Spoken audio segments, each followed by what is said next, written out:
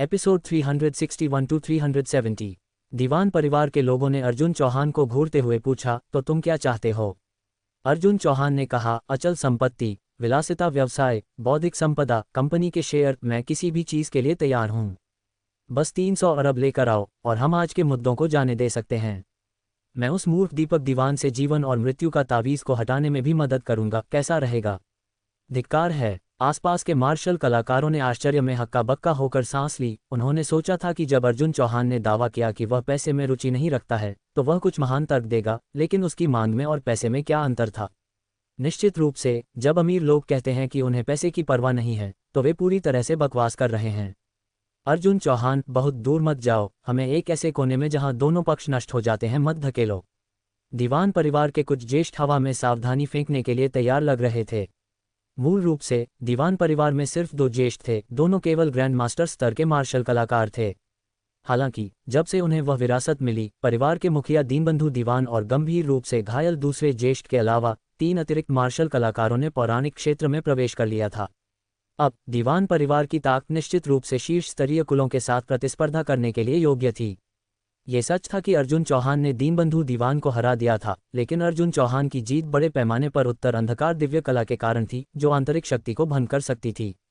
अगर वे तीनों एक साथ हमला करते तो अर्जुन चौहान शायद उनका बचाव नहीं कर पाएगा।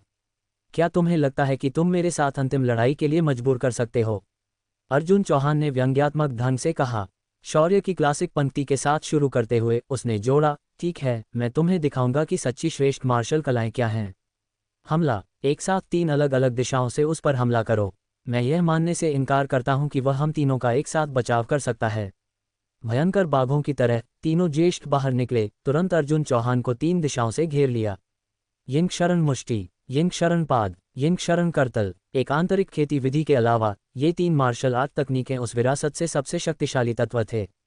दीनबंधु दीवान, जिन्होंने तीनों तकनीकों में प्रशिक्षण लिया था, के अलावा प्रत्येक ज्येष्ठ ने एक में विशेषज्ञता हासिल की। अपने समर्पित ध्यान के कारण दीनबंधु दीवान से भी अधिक दक्षता हासिल की। 3 फीके भूरे आंतरिक बल मुष्टि बल, करतल बल और पाद बल में परिवर्तित हो गए, अर्जुन चौहान पर हमला कर रहे थे।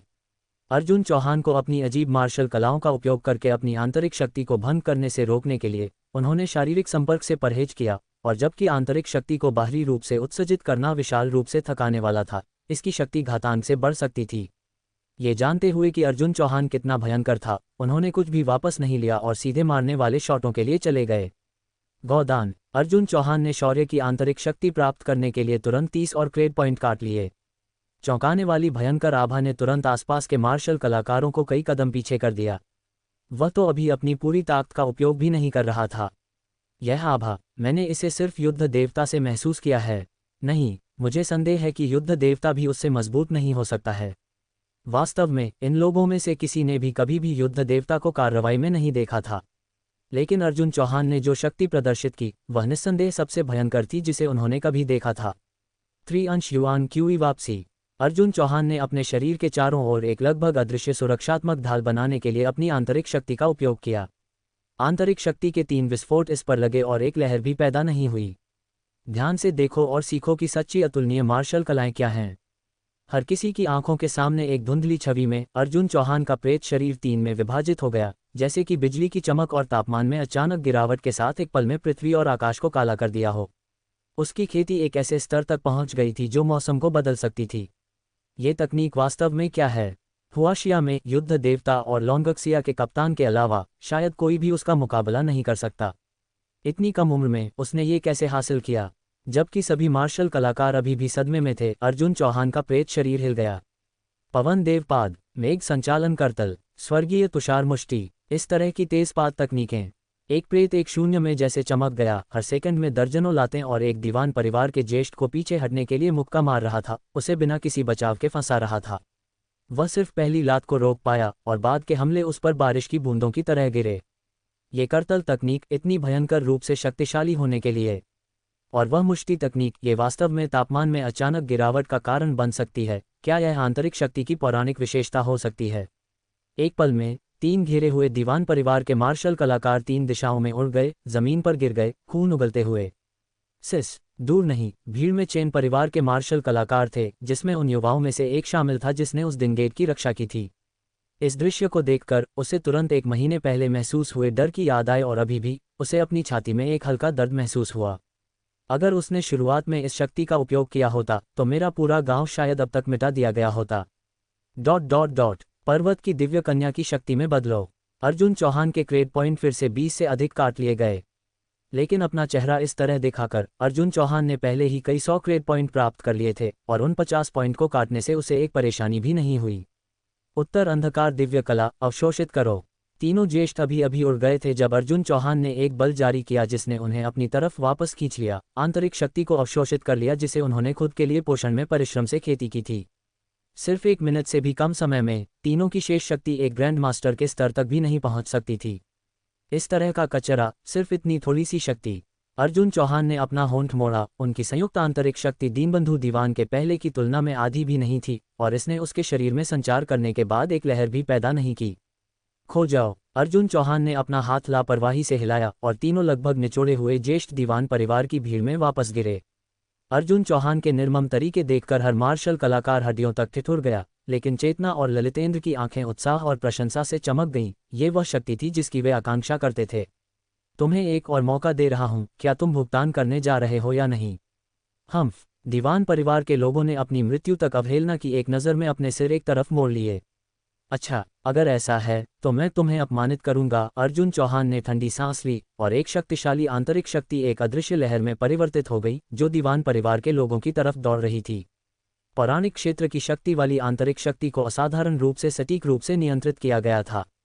दीवान परिवार के मार्शल कलाकारों की ताकत अलग अलग थी, फिर भी आंतरिक शक्ति की उस लहर के बाद एक भी व्यक्ति खड़ा नहीं रह सका, लेकिन उतना ही महत्वपूर्ण रूप से कोई भी हिलकर मरा भी नहीं। उसने सीटी बजाई, लक्ष्मी उन्हें काटो। सीटी बजने के तुरंत बाद एक हाल ही में परिपक्व हुआ हस्की जीभ बाहर निकाले पास की कुछ झाड़ियों से बाहर भागा।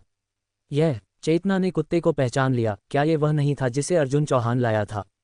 प्रिंसिपल, हालांकि वे पहले ही घायल हैं, वे अभी भी मार्शल कलाकार हैं। और चेतना ने चिंता की, घायल होने पर भी ये मार्शल कलाकार पतले ऊंटों की तरह घोड़ों से बड़े थे। क्या उनके लिए एक करतल प्रहार से एक कुत्ते को मारना आसान नहीं होगा? लेकिन अगले पल ने लगभग हर किसी की समझ को पलट दिया। हस्की की कार्रवाई इतनी तेज थी और उसकी ताकत इतनी महान थी, वह एक ग्रैंड मास्टर मार्शल कलाकार से कम मजबूत नहीं था। यह कोई हस्की नहीं था, यह व्यावहारिक रूप से एक प्रागैतिहासिक बाघ था। मुझे मत काटो, मुझे मत काटो। ये कुत्ता किस तरह का राक्षस है? मेरी आंतरिक शक्ति उसे नुकसान भी नहीं पहुंचा सकती। जानवर, तुम मेरे सिर पर पेशाब करने की हिम्मत कैसे करते हो? जानवर, तुम। दर्जनों से अधिक मार्शल कलाकार, जिसमें कई पौराणिक क्षेत्र के विशेषज्ञ शामिल थे, हालांकि अर्जुन चौहान की आंतरिक शक्ति के प्रभाव में गंभीर रूप से घायल हो गए थे, जो लेवल 5 या 6 मार्शल कलाकारों का मुकाबला कर सकते थे, अब एक हस्की द्वारा खून तक काटे जा रहे थे और यहां तक कि उसके सिर पर पेशाब और शौच भी करवा रहे थे। छी छी छी। अर्जुन चौहान ने सिर हिलाया। तुम लोग एक कुत्ते से भी बदतर कैसे हो सकते हो? ये कुत्ता इतना भयंकर कैसे है? ये पूरी तरह से निर्मम है। क्या वह वास्तव में एक कुत्ता है? एक लेवल 1 मार्शल कलाकार भी एक कुत्ते से घायल नहीं होगा, है ना? मुझे लगता है कि मैंने एक ग्रैंडमास्टर को उसकी टांग पर एक करतल से प्रहार करते हुए देखा, लेकिन कुत्ता अक्षत लग रहा था, उसका शरीर एक राक्षस जैसा है। कुछ मिनट बाद लक्ष्मी खुशी से अर्जुन चौहान के बगल में लौट आए, आज्ञाकारी रूप से अपनी जीभ बाहर चिपकाते हुए। लक्ष्मी के पास 10 से अधिक का क्षमता सूचकांक था, जिसका मतलब था कि वह भी सुपर गॉड अकादमी में प्रवेश कर सकती थी। हालांकि अकादमी में एक कुत्ते को निर्देश देने में सक्षम कोई शिक्षक नहीं था, इसलिए उसकी प्रगति उतनी तेज नहीं थी। किसी को पता होना चाहिए कि सुपर गॉड अकादमी के भीतर ऊर्जा बहुत घनी है और एक साधारण व्यक्ति भी वहां कुछ समय बिताने के बाद स्वस्थ हो जाएगा और अपने जीवनकाल को विस्तारित करेगा। हर बार जब अर्जुन चौहान अकादमी में प्रवेश करता तो वह लक्ष्मी को अपने साथ लाता। उसकी अद्वितीय शारीरिक बनावट के साथ मिलकर वह धीरे धीरे अपनी खेती करने में सक्षम थी।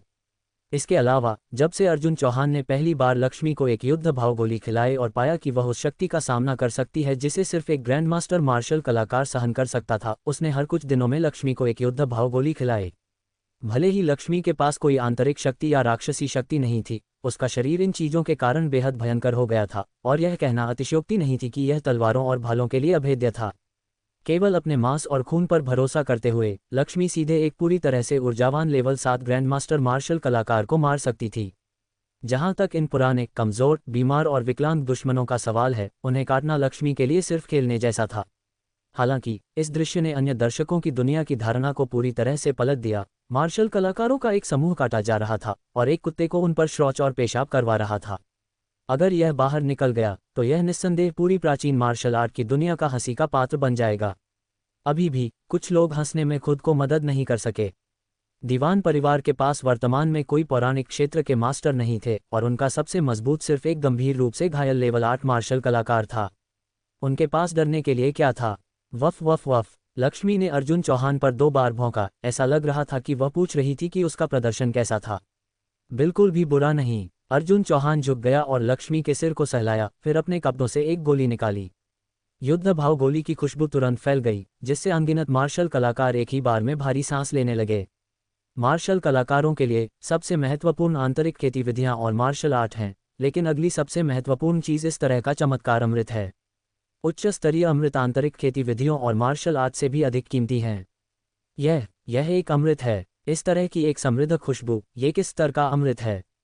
ज्येष्ठ अक्षय, आप एक रासायनिक हैं, क्या आप इसका मूल्यांकन कर सकते हैं? यह ज्येष्ठ अक्षय के रूप में संदर्भित ज्येष्ठ सदमे से पीला भी पड़ गया। ये गोली की खुशबू। शीर्ष नोट, आधार नोट, मुझे लगता है कि मैंने प्राचीन ग्रंथों में इस अमृत के बारे में पढ़ा है। यह एक अमर गोली है। क्या आपने कहा कि यह एक अमर गोली है? ये सुनकर मार्शल कलाकार सभी उत्साह से उबल पड़े। पौराणिक कथा कहती है कि सम्राट अशोक ने एक बार कश्यप को अनंत जीवन के रहस्य की तलाश में विदेश भेजा था। कश्यप को एक अमर मिला जिसने उसे 3 अमर गोलियां दीं। ये गोलियां स्वर्गीय शक्ति की थीं, जो एक ग्रैंड मास्टर मार्शल कलाकार को कम समय में पौराणिक क्षेत्र में तेजी से प्रवेश करने की अनुमति देती थीं। ऐसा कहा जाता था कि कुछ महीने पहले ऐसी ही एक अमर गोली यूरोप में एक नीलामी में दिखाई दी थी। विभिन्न देशों ने इसके लिए मुकाबला करने के लिए बड़ी मात्रा में धन के साथ प्रतिनिधि भेजे, लेकिन अंत में यह स्पष्ट था कि इसे किसने प्राप्त किया। और अब एक अमर गोली फिर से दिखाई दी थी।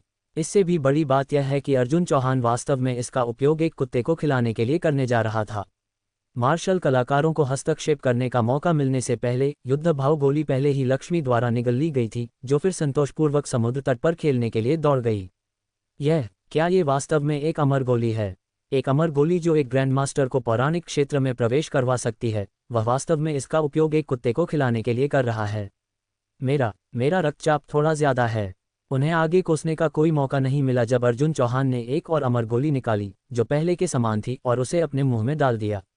उसके पास और है, उसके पास अभी भी अमर गोलियां हैं। उसके पास 2 अमर गोलियां थीं, लेकिन क्या दुनिया में सिर्फ एक ही नहीं बची थी? मैं समझ गया। क्या उसने शायद कोई विरासत पाए? न केवल उसे वह रहस्यमय आंतरिक शक्ति और मार्शल आर्ट विरासत में मिली, बल्कि उसके पास अमर गोलियों का एक गुच्छा भी है। धिक्कार है, ये किस तरह की किस्मत है? भाई, तुम अपनी मुट्ठियां क्यों भींच रहे हो? मुझे मत बताओ कि तुम उसका सामान चुराने के बारे में सोच रहे हो। भाई, मैं तुम्हें एक असली आदमी होने के लिए सम्मान करता हूं, लेकिन मुझे लगता है कि तुम अर्जुन चौहान से एक उंगली के प्रहार के लायक भी नहीं हो। हा, मेरी हथेली बस थोड़ी सख्त है, कुछ व्यायाम करना चाहता था। तुम बहुत ज्यादा सोच रहे हो। धिक्कार है, इसका स्वाद थोड़ा अजीब क्यों है? खराब हो गई। अर्जुन चौहान ने युद्ध भाव गोली को जमीन पर थूक दिया, फिर एक और निकाली। तीसरी वाली। उसके पास और कितनी है? उसने वास्तव में इसे थूक दिया। वह एक अमर गोली है। अरे, दूसरे सिर्फ ऐसी चीज पाने का सपना देख सकते हैं। भले ही यह खराब हो गई हो, यह अभी भी एक अमर गोली है। क्या यह उम्मीद करना उचित नहीं होगा कि यह किसी को एक लेवल 9 मार्शल कलाकार के शिखर तक ऊंचा करेगी, अगर पौराणिक क्षेत्र में प्रवेश नहीं भी करेगी? रीढ़हीन चीजों का एक गुच्छा किसी और के थूके हुए कुछ को जाने नहीं दे रहा। यह क्या बकवास है? तुम किसे रीढ़हीन कह रहे हो? तुम ही वह हो जो बिजली की तरह दौड़ रहा है। मेरा इंतजार करो। तुम सभी खरगोश के साल में पैदा हुए हो या क्या? उस अमर गोली को गिराओ। मैंने उसे पहले देखा था। हा, मुझे यह मिल गया। इसे जल्दी से सौंप दो या मैं तुम्हारे पूरे परिवार को मिटा दूंगा। अगर तुम में हिम्मत है तो और इसे झपटो। ओह, मैंने इसे निगल लिया है। छी, गंवारों का एक गुच्छा। अर्जुन चौहान ने सिर हिलाया। ये युद्ध भाव गोलियां वास्तव में अच्छी सामान थीं, लेकिन उसके लिए वे अनिवार्य रूप से जितनी वह चाहता था उतनी थीं, और लागत लगभग नगण्य थी। ठीक है, क्या तुम चाहते हो कि मैं तुम्हें अपमानित करता रहूं? अर्जुन चौहान ने दीवान परिवार के सदस्यों की तरफ देखा। ठीक है, तुम जीत गए। दीनबंधु दीवान ने अपने चेहरे से कुत्ते की विष्ठा को पोंछा। लेकिन हमारा दीवान परिवार वास्तव में 300 अरब नहीं निकाल सकता। हमारी कॉर्पोरेट संपत्तियों की कुल राशि केवल 120 अरब तक है। अगर तुम चाहते हो तो ये सब ले लो। क्या तुम्हें लगता है कि तुम मुझसे मजाक कर सकते हो? अर्जुन चौहान ने व्यंग्यात्मक ढंग से कहा, सूर्या टेक्नोलॉजी तुम्हारी है ना? सिर्फ ये कंपनी अकेले 20 अरब अमेरिकी डॉलर की है। फिर हिंगई पेट्रोकेमिकल है जिसका बाजार मूल्य 18 अरब डॉलर है। वांटिंग मेडिकल उपकरण 8 अरब डॉलर का, और तुम्हारे पास कई श्रृंखला होटल हैं जिनकी कीमत 30 अरब हुआशिया मुद्रा से अधिक है।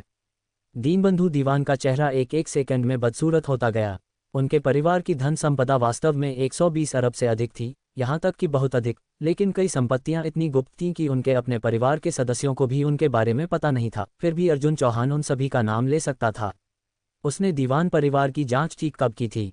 ऐसा लगता है कि अपमान पर्याप्त नहीं है, अर्जुन चौहान ने चिल्लाया। लक्ष्मी! वफ वफ वफ! अर्जुन चौहान की पुकार सुनकर लक्ष्मी फिर से उसकी तरफ दौड़ी। लक्ष्मी को देखकर दीवान परिवार के सदस्य तुरंत पीछे हट गए। ये कुत्ता बस बहुत भयानक था, इससे होने वाला नुकसान बेहद ज्यादा था, और इसने जो अपमान दिया वह असहनीय था। लोगों द्वारा अपमानित होना एक बात थी, लेकिन वे वास्तव में फिर से एक कुत्ते द्वारा अपमानित नहीं होना चाहते थे। हम दे देंगे, हम 300 अरब दे देंगे, ठीक है, हम दे देंगे। दीनबंधु दीवान आखिरकार टूट गया। क्या 300 अरब? ये 400 अरब है। तुम! दीनबंधु दीवान के चेहरे पर क्रोधित गुस्सा का एक भाव दिखाई दिया। अभी अभी तुमने मेरे प्यारे कुत्ते को घायल कर दिया। 100 अरब को उसके चिकित्सा खर्च के रूप में माना जा सकता है। क्या तुम जानबूझकर लड़ाई चुन रहे हो? क्या ये कुत्ता तुम्हें घायल लग रहा है? दीवान परिवार के वंशज अपने दिमाग में हिंसक रूप से चिल्ला रहे थे। वे ही थे जो अभी अभी घायल हुए थे, है ना? क्या इच्छुक नहीं? अर्जुन चौहान ने कंधे उचकाए। तो तुम मुझे दोष नहीं दे सकते। लक्ष्मी! जारी रखो। वफ वफ वफ! मेरे अंडकोश को मत काटो। यशवंत, कृपया उन कंपनियों के शेयरों का हस्तांतरण की देखभाल करें। कोई व्यक्ति बाद में दस्तावेजों पर हस्ताक्षर करने आएगा। हाँ मिस्टर अजय, मैं इसे आज दोपहर को संभालूंगा। लक्ष्मी द्वारा 2 बार अपमानित होने के बाद दीवान परिवार आखिरकार टूट गया। प्राचीन मार्शल आर्ट की दुनिया में कभी कभी मान सम्मान जीवन से अधिक महत्वपूर्ण होता है। 400 अरब की संपत्ति का नुकसान, हालांकि एक गंभीर झटका था, दीवान परिवार को नष्ट करने के लिए पर्याप्त नहीं था। लक्ष्मी को अपने अनमोल पंजों को उठाने के लिए उन्हें दीवान परिवार की एक बड़ी मात्रा में संपत्ति देने के लिए सहमत होना पड़ा, जिसमें व्यवसाय, अचल संपत्ति, घर और स्टॉक विकल्प शामिल थे। आखिरकार 400 अरब हुआशिया मुद्रा की राशि तक पहुंचना पड़ा। अगर तुमने पहले ही पैसे चुका दिए होते तो ये सब नहीं होता। अर्जुन चौहान ने संतुष्टि के साथ लक्ष्मी को वापस बुलाया और लापरवाही से दीपक दीवान के अंकों पर आंतरिक शक्ति की 2 धाराएं चलाईं। दीपक दीवान ने कुचली हुई बर्फ के साथ मिश्रित खून का एक मुंह उगला और अब जीवन और मृत्यु का तावीज से पीड़ित नहीं होगा। तुम खुद को देखो, अगर ये तुम्हारी वजह से नहीं होता तो तुम्हारे परिवार को इतना दुर्भाग्य नहीं उठाना पड़ता। वास्तव में दया का पात्र। अर्जुन चौहान ने ये शब्द छोड़े और फिर 2 लोगों और एक कुत्ते के साथ विदाई ली।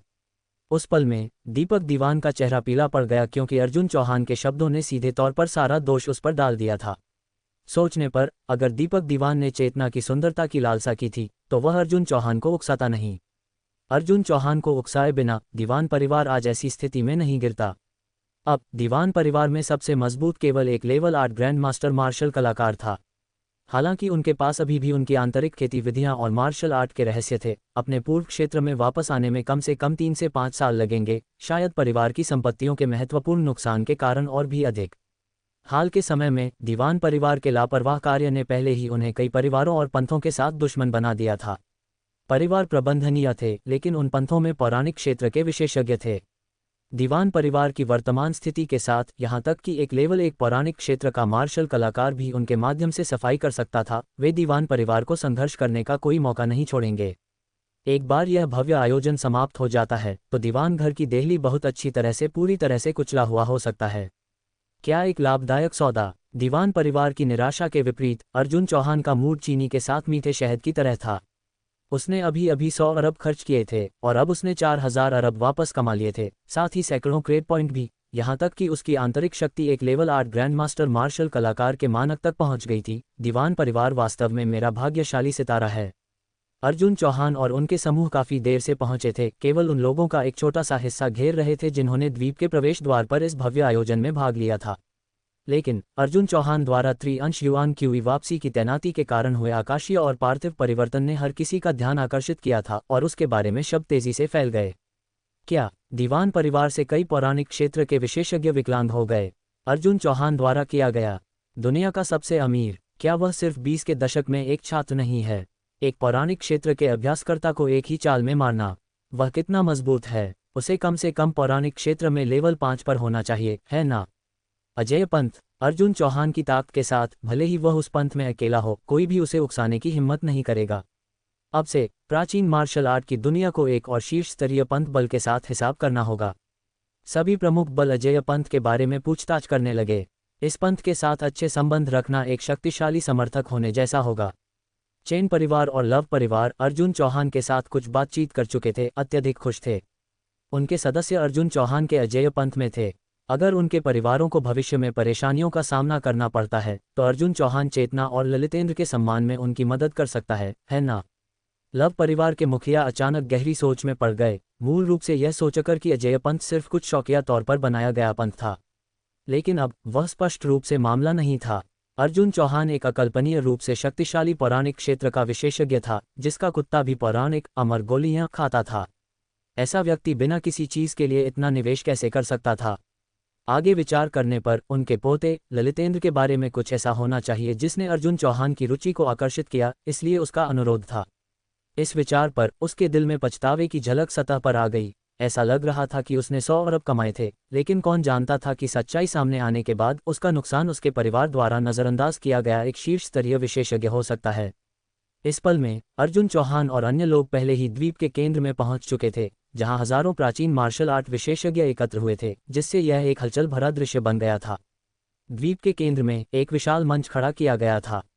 विभिन्न परिवारों से युवा पीढ़ी यहां प्रतिस्पर्धा करेगी ताकि प्रतिभाशाली सूची पर रैंक निर्धारित किया जा सके। मार्शल आर्ट प्रतियोगिता मंच के किनारे पर 9 साधारण लकड़ी की कुर्सियां थीं।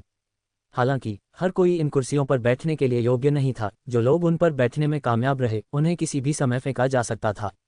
प्राचीन मार्शल आर्ट एसोसिएशन से लोग यहाँ हैं। एक हलचल के बीच कुछ मास्टर मार्शल कलाकार स्थान में दिखाई दिए। हालांकि पौराणिक क्षेत्र के कई विशेषज्ञ मौजूद थे, प्राचीन मार्शल आर्ट एसोसिएशन के लोगों को उनके द्वारा भी कुछ हद तक सम्मान के साथ व्यवहार किया गया था। चेतना, क्या तुम कोशिश करना चाहती हो? अर्जुन चौहान ने मुस्कान के साथ कहा, इस प्रतियोगिता के लिए उम्र की सीमा 30 है और मुझे लगता है कि तुम पूरी प्राचीन मार्शल आर्ट की दुनिया में 30 से कम उम्र के एक प्रतिद्वंद्वी को नहीं ढूंढ सकती। बेशक, मुझे छोड़कर, अर्जुन चौहान ने जोड़ा, ये हमारे अजेय पंथ को भी प्रतिष्ठा में बढ़ावा देगा। प्रिंसिपल, चेतना ने कुछ स्पीचलेस होकर कहा, सुपर गॉड अकादमी कहने में भी अजेय पंथ से बेहतर लगता है। वह नहीं चलेगा। अर्जुन चौहान ने गंभीरता से कहा, नाम जोरदार और प्रभावशाली होना चाहिए, अगर नहीं तो मुझे कोई आपत्ति नहीं है अगर तुम इसे बाद में विस्फोट आकाश गिरोह में बदल दो। ठीक है, चलो अजेय पंथ के साथ रहें। आधिकारिक प्रतियोगिता अभी शुरू नहीं हुई थी, लेकिन मंच पर पहले से ही लोग मुकाबला कर रहे थे। बेशक, ये सभी 30 से कम उम्र के युवा पीढ़ी के बीच मैत्रीपूर्ण मुकाबले थे, जो उन मास्टर मार्शल कलाकारों और पौराणिक क्षेत्र के विशेषज्ञों के लिए मनोरंजन के रूप में कार्य कर रहे थे। उस पल में मंच पर 2 युवा मार्शल कलाकार एक समान रूप से मेल खाता हुआ युद्ध लड़ रहे थे। 100 से अधिक चालों के बाद उनमें से एक ने आखिरकार हार मान ली। एक 22 और दूसरा 25, दोनों लेवल 2 मार्शल कलाकार हैं। ऐसी प्रतिभा काफ़ी प्रभावशाली मानी जाती है। हाँ, मैंने सुना है कि इस साल नेचुएन सिचुआन के लॉन परिवार में एक प्रतिभा उभरी है जो 27 साल की उम्र में पहले ही एक लेवल 4 मार्शल कलाकार है। सच में, मैंने सुना है कि इस साल 30 से कम उम्र के कुछ प्रतिभाएं नहीं हैं जो लेवल 4 तक पहुंचे, जिसमें दीवान परिवार से दीपक दीवान भी शामिल है, जो उस विरासत के माध्यम से लेवल 4 तक भी पहुंच गया। हम उस तरह के किनारे के पंथ कौशल लॉन परिवार से कैसे तुलना कर सकते हैं? आखिरकार, लॉन परिवार के पास सबसे पुरानी विरासत है और प्राचीन मार्शल आर्ट एसोसिएशन हर साल उनके लिए एक स्थान आरक्षित करता है। साथ ही लॉन परिवार की आंतरिक खेती विधियां और मार्शल आर्ट शायद दीवान परिवार से कमज़ोर नहीं हैं। हाँ, उनके परिवार की आंतरिक शक्ति स्वाभाविक रूप से तीव्र अग्नि गुण का एक निशान रखती है। मैंने सुना है कि लॉन्गलिन के अग्नि अजदहा प्रहार में उसके दादाजी के कौशल का थोड़ा सा भाग भी है। बुजुर्ग लॉन्ग वास्तव में एक विशाल हस्ती हैं। ऐसा लगता है कि इस प्रतिभाशाली रैंकिंग में लॉन्गलिन निश्चित रूप से शीर्ष 3 में होगा, शायद पहले स्थान के लिए भी चुनौती दे रहा होगा। देखो, क्या वह लॉन्गलिन नहीं है? जिस पल पिछले युवा व्यक्ति ने हार में पीछे हटे, एक और युवा व्यक्ति मंच पर कदम रखा। उसके चेहरे पर शांत आत्मविश्वास और स्वर्ग के पुत्र का गर्व दिखा रहा था। लॉन परिवार का लॉन्गलिन मार्गदर्शन की तलाश में यहाँ। दूसरे युवा व्यक्ति के भाव एक बार में काफी बदल गए। वह केवल एक लेवल 2 मार्शल कलाकार था और लॉन्गलिन जैसा कोई एक लेवल 4 मार्शल कलाकार शायद उसे एक ही मुक्के से मार सकता था। भाई लॉन्ग, मैं जानता हूं कि मेरे कौशलहीन हैं और खुद को शर्मिंदा नहीं करूंगा। युवा व्यक्ति ने बुद्धिमानी से मंच से नीचे उतर गया। हम्फ, कचरा। लॉन्गलिन ने ठंडी सांस ली। क्या कोई ऊपर आने की हिम्मत करता है? धिक्कार है। एक 27 वर्षीय लेवल 4 मार्शल कलाकार। कौन हिम्मत करेगा, वह सिर्फ मुसीबत मांग रहा है। मुसीबत के बारे में भूल जाओ, अगर तुम सावधान नहीं हो तो तुम मरे हुए हो सकते हो। लॉन परिवार की मुक्केबाजी बर्बरतापूर्वक भयंकर है, कौन इसका सामना कर सकता है। मैंने सुना है कि लॉन्ग लिन न केवल शक्तिशाली है बल्कि बहुत अभिमानी भी है, और वह अपने प्रतिद्वंद्वियों को सबसे ज्यादा अपमानित करना पसंद करता है। नीचे भीड़ से शांत फुसफुसाहट का अवलोकन करते हुए लॉन्ग लिन नाराज नहीं था। जो उसे सबसे ज्यादा पसंद था वह इस तरह की स्थिति थी, हर कोई उससे डर रहा था और उसका सम्मान कर रहा था। मुझे लगता है कि यह एक मार ले सकता है, तुम्हें इसे आजमाना चाहिए, अर्जुन चौहान ने चेतना से कहा। प्रिंसिपल, लेकिन वह ललितेंद्र ने लॉन्ग लिन की प्रतिष्ठा के बारे में सुना था, और हालांकि चेतना भी एक लेवल 4 मार्शल कलाकार थी, पुरुष मार्शल कलाकारों के स्वाभाविक रूप से लैंगिक फायदे थे, इसलिए वह शायद। क्या तुम सभी डरे हुए हो? लॉन्ग लिन ने अभी भी नीचे भीड़ को ताना मारा। ये व्यक्तिगत नहीं है, लेकिन मैं जो कहना चाहता था वह यह है कि तुम सभी। एक चीख के बाद लॉन्ग लिन का शरीर अचानक उड़ गया। कौन? हर किसी ने अचानक ध्यान दिया कि जहां लॉन्ग लिन खड़ा था वहां अब एक महिला खड़ी थी। अजय पंत की मुख्य शिष्य चेतना। जो महिला मार्शल कलाकार अचानक अखाड़े में दिखाई दी, उसने तुरंत हर किसी का ध्यान आकर्षित किया। ग्रैंड मास्टर्स को छोड़कर लगभग किसी ने नहीं देखा कि वह मंच पर कैसे दिखाई दी। ऐसा लग रहा था कि उसने तत्काल टेलीपोर्टेशन का उपयोग किया था। चेतना, क्या वह जियांगनान शहर के चेन परिवार से नहीं है? मैंने सुना है कि वह सिर्फ 20 साल से ज्यादा उम्र की है और एक लेवल 3 मार्शल कलाकार में प्रवेश करने वाली है। वह वास्तव में एक लेवल 4 मार्शल कलाकार है। इस तरह की गहरी आंतरिक शक्ति। उसने अभी अभी क्या कहा? क्या वह अजय पंत की मुख्य शिष्य है? क्या ये वास्तव में चेतना है? चेन परिवार के सदस्य सभी स्तब्ध थे। पिछले महीने में चेतना मुश्किल से घर लौटी थी। उसके परिवार को सिर्फ इतना पता था कि वह अर्जुन चौहान के साथ प्राचीन मार्शल आर्ट का प्रशिक्षण ले रही थी, लेकिन वे विवरण नहीं समझते थे। एक महीने से भी कम समय में उसने सीधे एक लेवल 3 और एक लेवल 4 मार्शल कलाकार के बीच की विशाल खाई को पार कर लिया था। साधारण मार्शल कलाकार एक महीने में तो दूर की बात है, अगर वे 1 या 2 साल में एक स्तर उन्नत कर पाते तो वे अपने सपनों में हंसेंगे। क्या अर्जुन चौहान जादू कर रहा है? यह मेरे चेन परिवार का वंशज है। चेन परिवार के पुराने कुल पिता हंसे, उनका चेहरा झुर्रियों से भरा था। हालांकि चेतना आंशिक रूप से अजय पंत से संबद्ध थी, उसके नस में अभी भी चेन परिवार का खून बह रहा था और परिवार के साथ उसका संबंध अर्जुन चौहान के कारण फीका नहीं पड़ा था। वह हमेशा चेन परिवार का हिस्सा रही थी। कुछ मीटर दूर लॉन्ग लिन जमीन से उठा। हालांकि चेतना का हमला तेज था, लॉन्ग परिवार अपनी भयंकर और मजबूत आंतरिक शक्ति के लिए जाना जाता था, दोनों हमला शक्ति और रक्षात्मक शक्ति में। उस लात ने उसे सिर्फ थोड़ा सा दर्द दिया था। मेरे पंत प्रमुख ने कहा, वह वाक्यांश सिर्फ उसके द्वारा बोला जा सकता है, दूसरे योग्य नहीं है। चेतना ने लॉन्ग लिन को देखते हुए कहा। लॉन्ग लिन के होठों पर एक हल्का वक्र बन गया। उसे एक ऐसे भयंकर प्रतिद्वंद्वी का सामना किए हुए बहुत समय हो गया था, और यह एक महिला भी थी। अगर तुम मुझे हरा सकती हो तो मैं अभी जो कहा वह वापस ले लूंगा, लेकिन अगर तुम हार जाती हो, भले ही तुम एक महिला हो, मैं दया नहीं दिखाऊंगा।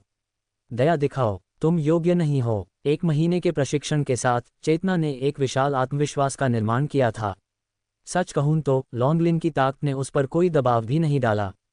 अग्नि अजदहा बल। आगे के शब्दों के बिना लॉन्ग लिन ने अपनी पूरी आंतरिक शक्ति को लामबंद किया। उसका शरीर जल रहा था, और यहाँ तक कि आसपास की हवा भी उच्च तापमान के कारण विकृत लग रही थी।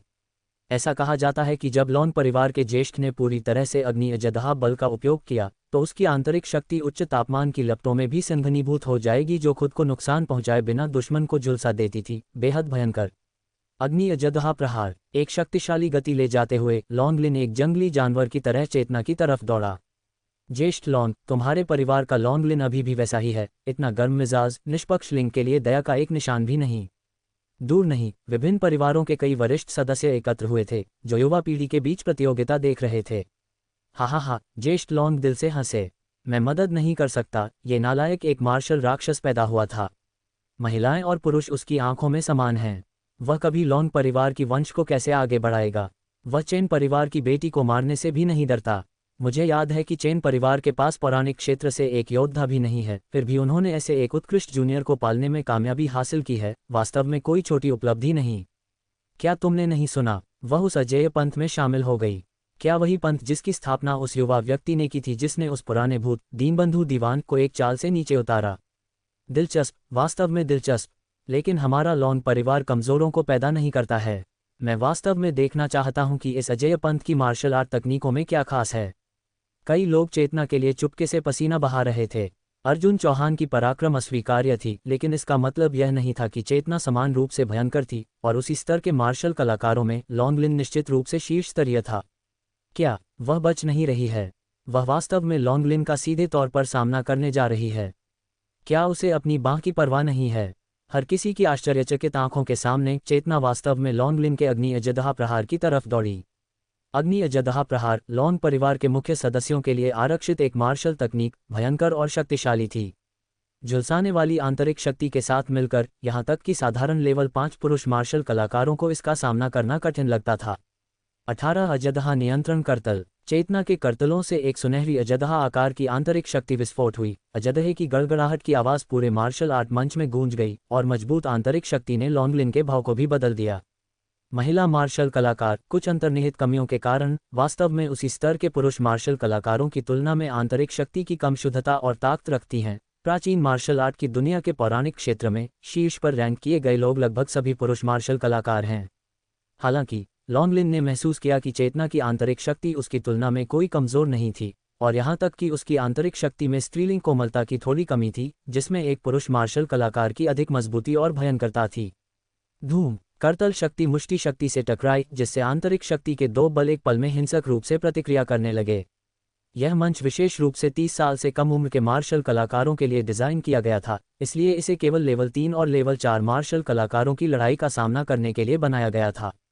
लेकिन लॉन्गलिन और चेतना के बीच लड़ाई के कारण हुए उतार चढ़ाव ने स्पष्ट रूप से उस स्तर के मार्शल कलाकारों की क्षमताओं को बहुत पार कर लिया था। उनकी आंतरिक शक्ति के टकराव ने मंच में एक गहरा छेद विस्फोट कर दिया, जिससे पत्थर के टुकड़े उड़ने लगे और हवा में धूल भर गई। धप धप धप। चेतना ने 3 कदम पीछे लिए और फिर अपनी स्थिति को स्थिर किया। हर किसी के पूर्ण आश्चर्य के लिए लॉन्गलिन वास्तव में रुकने से पहले 1 दर्जन से अधिक कदम पीछे चला गया। उसकी मुट्ठियां थोड़ी कांप रही थीं, और यहाँ तक कि उसके चेहरे का भाव भी आश्चर्य से भरा था। ताकत और आंतरिक शक्ति खेती के सीधे टकराव में वह वास्तव में हार गया था। धप। लॉन्ग परिवार के कुलपिता ने अपनी कुर्सी पर जोरदार थप्पड़ मारा और वह अनजाने में खड़े हो गए। ज्येष्ठ लॉन्ग प्राचीन मार्शल आर्ट की दुनिया में एक प्रभावशाली व्यक्ति थे, जो अपनी तीव्र अंतर्दृष्टि के लिए प्रसिद्ध थे। सिर्फ एक नज़र से उन्होंने चेतना की करतल तकनीक की असाधारण प्रकृति को पहचान लिया। ये करतल तकनीक भयंकर और शक्तिशाली है, और यह आंतरिक शक्ति के बाहरी रिलीज में जानवर सार का एक संकेत भी जोड़ सकती है।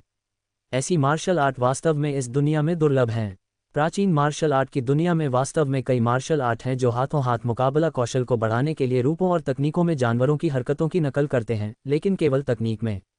हालांकि आंतरिक शक्ति में ऐसे सार को जोड़ना मुश्किल को काफ़ी बढ़ाता है। ऐसी मार्शल आर्ट को निश्चित रूप से दुर्लभ खजाने कहा जा सकता है। अब तक प्राचीन मार्शल आर्ट की दुनिया में बहुत सी प्राचीन मार्शल आर्ट तकनीकों में ऐसी शक्ति नहीं थी, और आज उन्होंने ऐसी कौशल को अपनी 20 के दशक की शुरुआत में एक युवा महिला मार्शल कलाकार में देखा था। क्या चेन परिवार के पास वास्तव में ऐसी तकनीकें हैं? ये सोचना कि यह लॉन्ग परिवार के अग्नि अजदहा प्रहार से भी अधिक शक्तिशाली है, यह अविश्वसनीय है कि छोटे चेन परिवार की इतनी गहरी जड़ें हैं। चेन परिवार के मार्शल कलाकारों ने अचानक खुद को कई मार्शल कलाकारों से ध्यान का केंद्र पाया। परिवार के मुखिया, क्या हमारे पास ऐसी करतल तकनीकें हैं? बकवास, मैं इसका सपना देखने की भी हिम्मत नहीं करूंगा। अगर हमारे पूर्वजों ने हमें ऐसी शक्तिशाली तकनीकें छोड़ी होती तो मैं सचमुच अपने सपनों से हंसते हुए उठ सकता था। चेन परिवार के कुलपिता ने कहा, स्पष्ट रूप से हताश होकर। अगर उनके परिवार के पास ऐसी तकनीकें होती तो क्या उन्हें पहले दीवान परिवार द्वारा इस तरह धमकाया जाता? वे भी ऐसी भयंकर तकनीकों के मालिक बनना चाहते थे, लेकिन उनकी ताकत इसकी अनुमति नहीं देती थी। चेन परिवार की मार्शल आर्ट को प्राचीन मार्शल आर्ट की दुनिया में सबसे अच्छे रूप में 2ym दर्जे का माना जाता था, तो उसकी यह तकनीक, यह शायद उसके अजेय पंथ से है, चेन परिवार के कुलपिता ने कहा। मिस्टर अजय की नज़र में आना ये चेतना का सौभाग्य है। बुरा नहीं, चेतना ने अपने हाथों को हिलाया, गर्म अब बहुत हो गया है। अब चलो ठीक से कुछ चालों का आदान प्रदान करें। गर्म अप, ये सिर्फ एक गर्म अप था। धिक्कार है, हम सभी 30 से कम उम्र के मार्शल कलाकार हैं, तो लोगों के बीच इतना बड़ा अंतराल क्यों है? इसे सुनो, क्या इसे मानवीय भाषण भी माना जा सकता है? अर्जुन चौहान के भाषणों का विशिष्ट, हमेशा रहस्यमय और मायावी। लड़की में बहुत समझदारी है। अर्जुन चौहान मदद नहीं कर सका लेकिन ताली बजाना चाहता था। उसने कभी चेतना को ऐसे शब्द नहीं सिखाए थे। उसके पास सन की मजाक का राजा के रूप में मेरे आवरण को विरासत में लेने की क्षमता है। बहुत बढ़िया, बहुत बढ़िया। चेन परिवार के पुराने कुलपिता ने उत्साहपूर्वक कहा, उनकी आंखें आंसुओं से भरी थीं। हमारे चेन परिवार ने आखिरकार एक वास्तविक अद्वितीय प्रतिभाशाली को पैदा किया है। एक ही क्षेत्र में आमने सामने के मुकाबले में वह वास्तव में लॉन्ग परिवार की पीढ़ी के एक प्रतिभाशाली लॉन्गलिन के बराबर खड़ी हो सकती थी और यहाँ तक कि उसे थोड़ा दबा भी सकती थी। ऐसी खबर पूरे प्राचीन मार्शल आर्ट की दुनिया में चेन परिवार की प्रतिष्ठा को एक पैदान ऊपर उठाने के लिए पर्याप्त थी। हाल ही में बंदरगाह पर हुए टकराव में अर्जुन चौहान ने दो तरह की मार्शल आर्ट का इस्तेमाल किया। एक अजीब थी और एक मार्शल कलाकार की आंतरिक शक्ति को अपने उपयोग के लिए परिवर्तित कर सकती थी। दूसरी मजबूत और फुर्तीली थी जिसमें चौंकाने वाली शक्ति थी। कौन सोच सकता था कि अजेय पंत के पास अभी भी एक तीसरी ऐसी प्रभावशाली मार्शल आर्ट है। मुझे लगता है कि मैंने अभी अभी उस लड़की को करतल तकनीक का नाम 18 अजदहा नियंत्रण करतल कहते सुना। क्या वह उपन्यासों का एक कौशल नहीं है? कौन परवाह करता है कि यह उपन्यासों से है? मुझे लगता है कि उपन्यासों से भी 18 अजदहा नियंत्रण करतल सिर्फ इसी क्षमता का हो सकता है। सिर्फ ये 3 मार्शल आर्ट अकेले ही अजेय पंत को प्राचीन मार्शल आर्ट की दुनिया में एक प्रमुख शक्तिगृह बनाने के लिए पर्याप्त हैं। ये चेन परिवार की तकनीक नहीं है। लॉन्गलिन ने चेतना को देखा, उसका चेहरा भ्रम से भरा था। वह एक प्रतिभाशाली की आभा में डूबे हुए बड़ा हुआ था और अब तक उसी पद के किसी भी मार्शल कलाकार ने सीधे आमने सामने के मुकाबले में उसे दबाने में कामयाब नहीं हुआ था। और फिर भी आज उसे एक लड़की ने पीछे धकेल दिया था। बेशक ये हमारे चेन परिवार की तकनीक नहीं है, चेतना मुस्कुराई, यह अजेय पंत का एक विशेष रहस्य है। हमारे पंथ में शामिल हो जाओ और मैं तुम्हें इसके बारे में सब कुछ बता दूंगा। जिस कारण से अर्जुन चौहान ने चेतना को मैदान का परीक्षण करने के लिए आगे बढ़ने दिया था वह ठीक यही था कि लॉन्गलिन भी एक दुर्लभ प्रतिभाशाली था और यहाँ तक कि उसका क्षमता सूचकांक भी चेतना और ललितेंद्र से अधिक था, एक चौंकाने वाले 14 अंकों तक पहुंच रहा था। अगर वह कुछ समय के लिए सुपर गॉड अकादमी में अध्ययन कर सकता तो उसकी ताक पहले के 2 से भी बहुत अधिक हो जाती। हालांकि लॉन्गलिन थोड़ा घमंडी था, ये सोचते हुए कि स्वर्ग के न्याय के लिए दिखावा करने वालों को स्कूल न करना असहनीय है। क्या ये दिखावा करने की सही उम्र नहीं थी? दिखावा करना पसंद करने का मतलब यह नहीं है कि उसके इरादे शुद्ध नहीं हैं। हमारा अजेय पंथ अभी अभी स्थापित हुआ है और सदस्यों को भर्ती करने के लिए मानदंड अभी भी काफ़ी कम है। अगर तुम इच्छुक हो तो बस मुझे दीदी कहो और फिर तुम हमारे अजेय पंथ के चौथे सदस्य हो जाओगे। वफ वफ वफ। लक्ष्मी ने यह सुनकर असंतुष्ट होकर भौंका। वह इंसान नहीं हो सकता है, लेकिन उसके पास भी कुत्ते के अधिकार थे। माफ करना, हमारे अजेय पंथ का 5वां सदस्य। चेतना ने जल्दी से खुद को ठीक किया। एक कुत्ते के साथ समूहबद्ध। लॉन्गलिन के चेहरे पर गुस्सा दिखा। वास्तव में अजेय पंथ की मार्शल आर्ट शक्तिशाली थी और यहाँ तक कि वह भी कुछ हद तक लालची था, लेकिन एक लड़की को जो उससे 5 से 6 साल छोटी थी उसे दीदी कहने के लिए और एक कुत्ते के बराबर होने के लिए वह कैसे शांत रह सकता था? वफ वफ वफ। लॉन्गलिन के शब्दों को सुनकर लक्ष्मी ने और भी भयंकर रूप से भौंका। फिर उसके आश्चर्य के लिए लक्ष्मी वास्तव में अपनी पिछली टांगों पर खड़ी हो गई, अपने अगले पैरों को उठाया, अपने पंजों को खोला और फिर लॉन्गलिन को बीच वाली उंगली दिखाई।